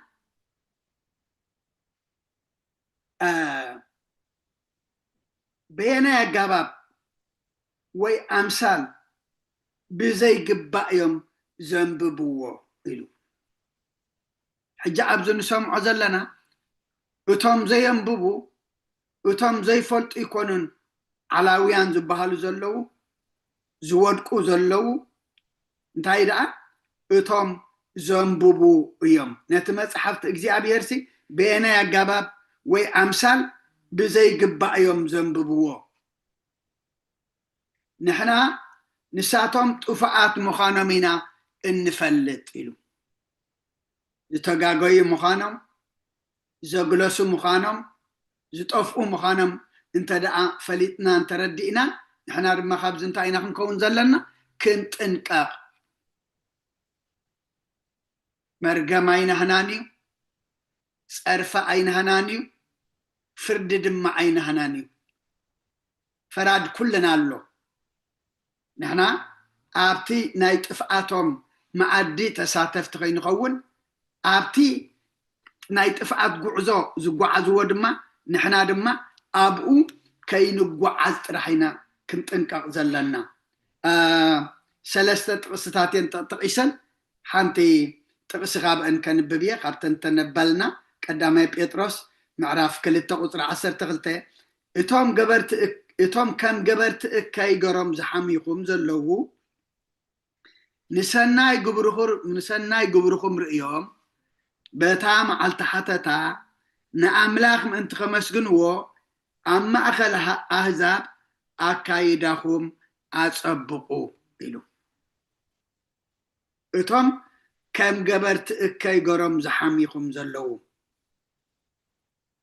جبرت كاي زيكون خلوسي كم جبرت كاي قرم زحاميو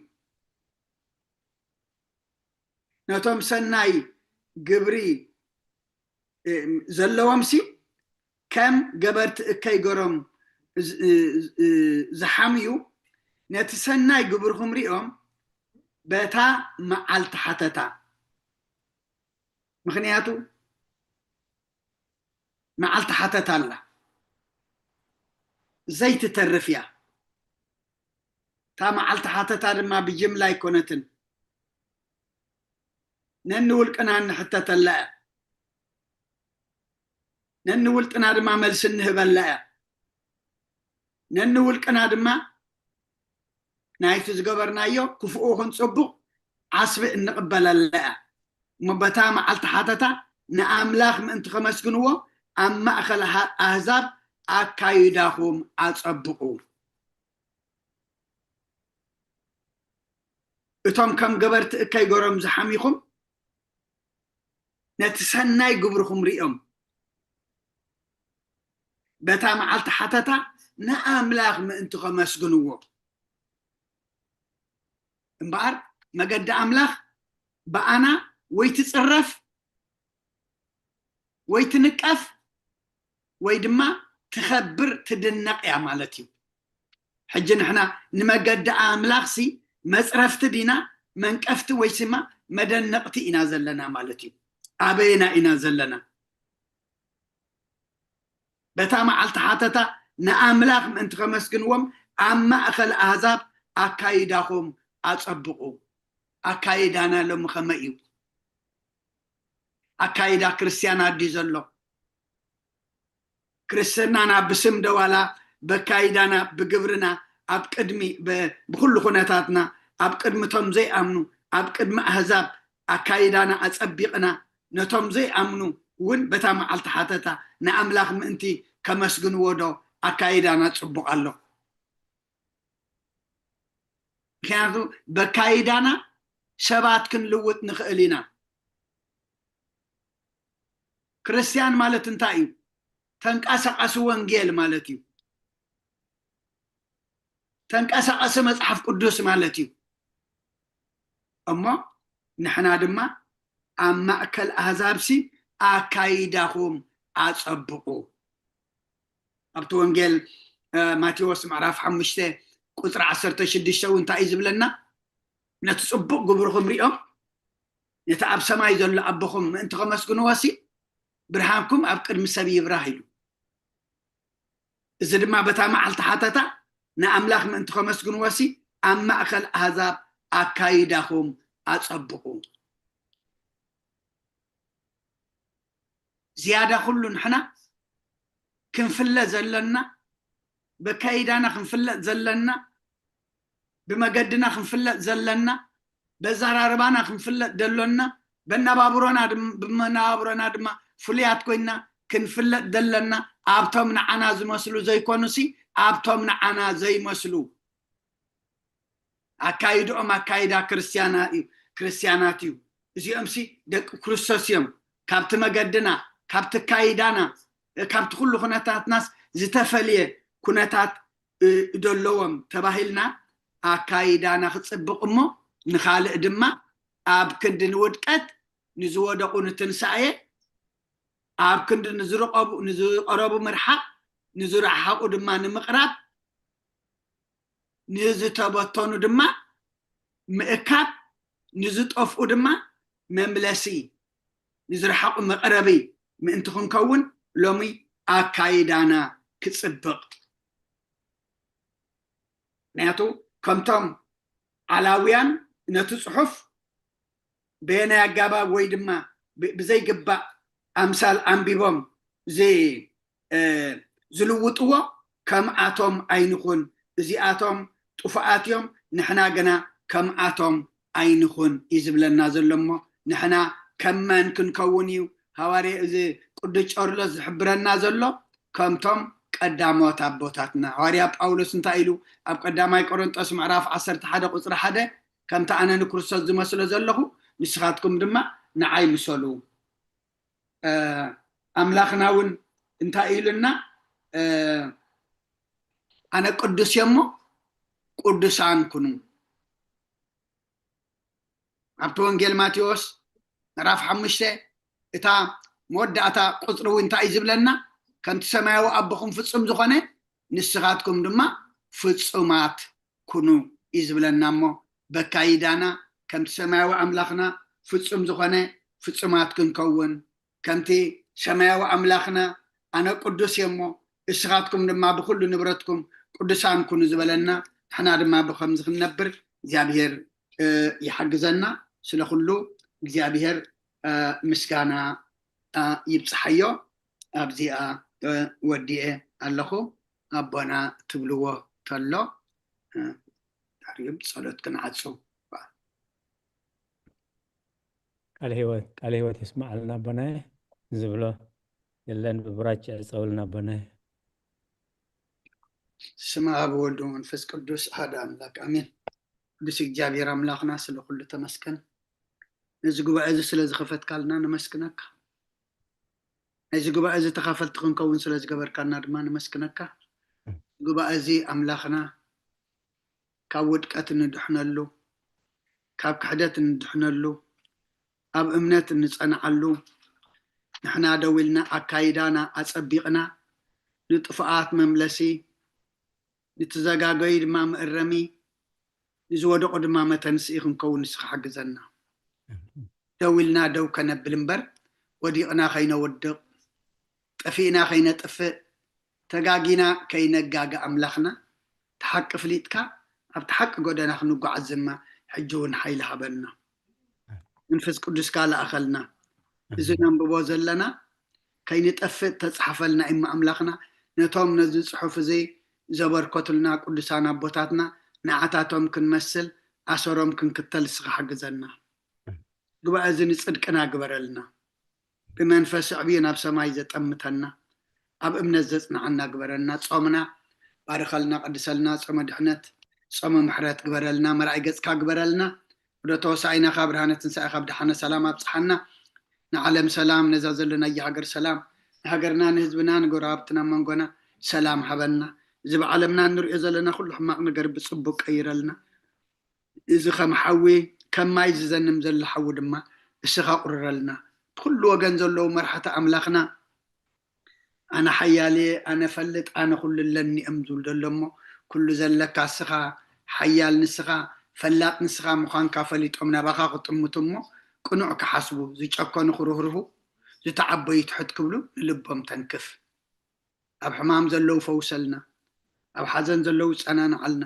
ተጨኒቆም ዘለው ርህወሎም ጠምዮም ፀሚዮም ዘለው ንስዓዮም ብስጋ ብነብሲ ተኣስሩ ትሓዮም ፋሕ ዝበለ ኣክቦም ኣብ ፀባን ዘሎ መሰሮ ፍጠረሎም ወሊድና ንዕብዮም ዘለና ኩሎም ኣወዳቶም ኣወልዶም ባርከልና ንዓኻ ዝኾኑ ግበረልና ብጉብዝና ብዕድመ ብንእስነት ዝመፅእ ኩሉ ሕማቅ ነገር ንደቀና ኣሳገረልና ኣብ ወፍሪ ዘለው ድሓን የእትወልና ናብ ርሑቕ ናብ ቀረባ ገሾም ዘለው ካብ መገሾኦም ምለሰልና ሰላም ኣውዒልካ እናእኻ ንመስክነካ ሰላም ድማ ሓድረና ስለኩሉ ተመስገን በረኸት ኣዴና ቅድስቲ ድንግል ማርያም ክፈለና ብኢድ መላእክቲ ክሓልወና ኣብ ሰማያት ትነብር ኣቦና ስምካ ይቀደስ መንግስትኻ ትምፃእ ፍቃድካ ከምቲ ኣብ ሰማይ ከምኡ ድማ ምድሪ ይኹን ዕለት መግበና ሎሚ ሃበና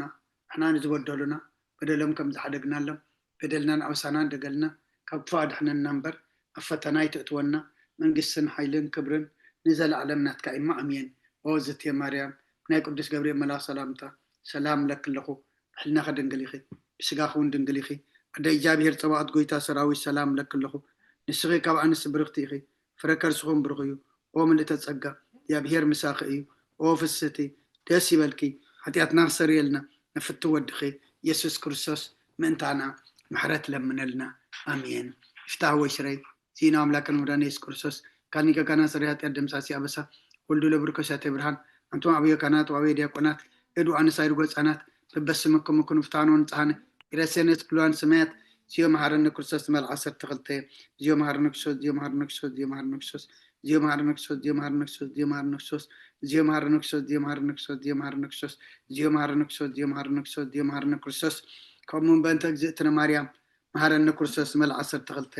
በእንተ እግዝእትነ ማርያም ክርስቶስ በእንተ እግዝእትነ ማርያም ክርስቶስ በእንተ እግዝእትነ ማርያም ክርስቶስ በእንተ እግዝእትነ ማርያም ክርስቶስ በእንተ እግዝእትነ ማርያም ክርስቶስ በእንተ እግዝእትነ ማርያም ክርስቶስ በእንተ እግዝእትነ ማርያም ክርስቶስ በእንተ እግዝእትነ ማርያም ክርስቶስ በእንተ እግዝእትነ ማርያም ክርስቶስ በእንተ እግዝእትነ ማርያም ክርስቶስ በእንተ እግዝእትነ ማርያም ክርስቶስ በእንተ እግዝእትነ ማርያም ክርስቶስ ጸጋ ጎይታና ኢየሱስ ክርስቶስን ፍቅሪ እግዚአብሔር አቦን ሕብረት መንፈስ ቅዱስን ኣብ ልዕለይና ኣብ ልዕሊ ኩልኩምን ኣብ ልዕሊ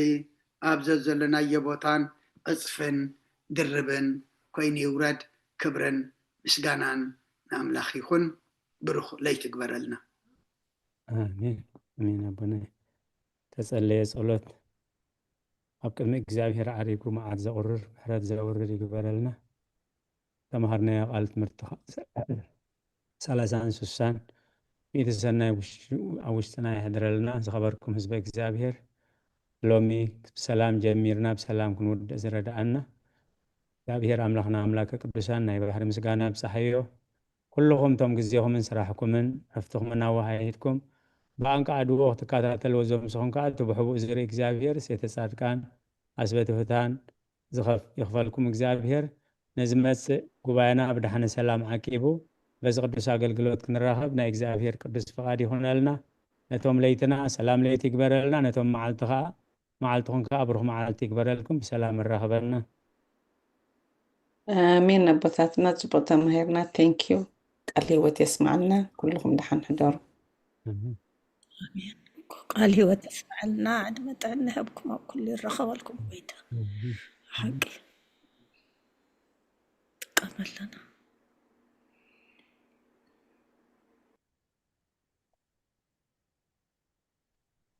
ብሩህ ለይቲ ቃል ህይወት የስማዕልና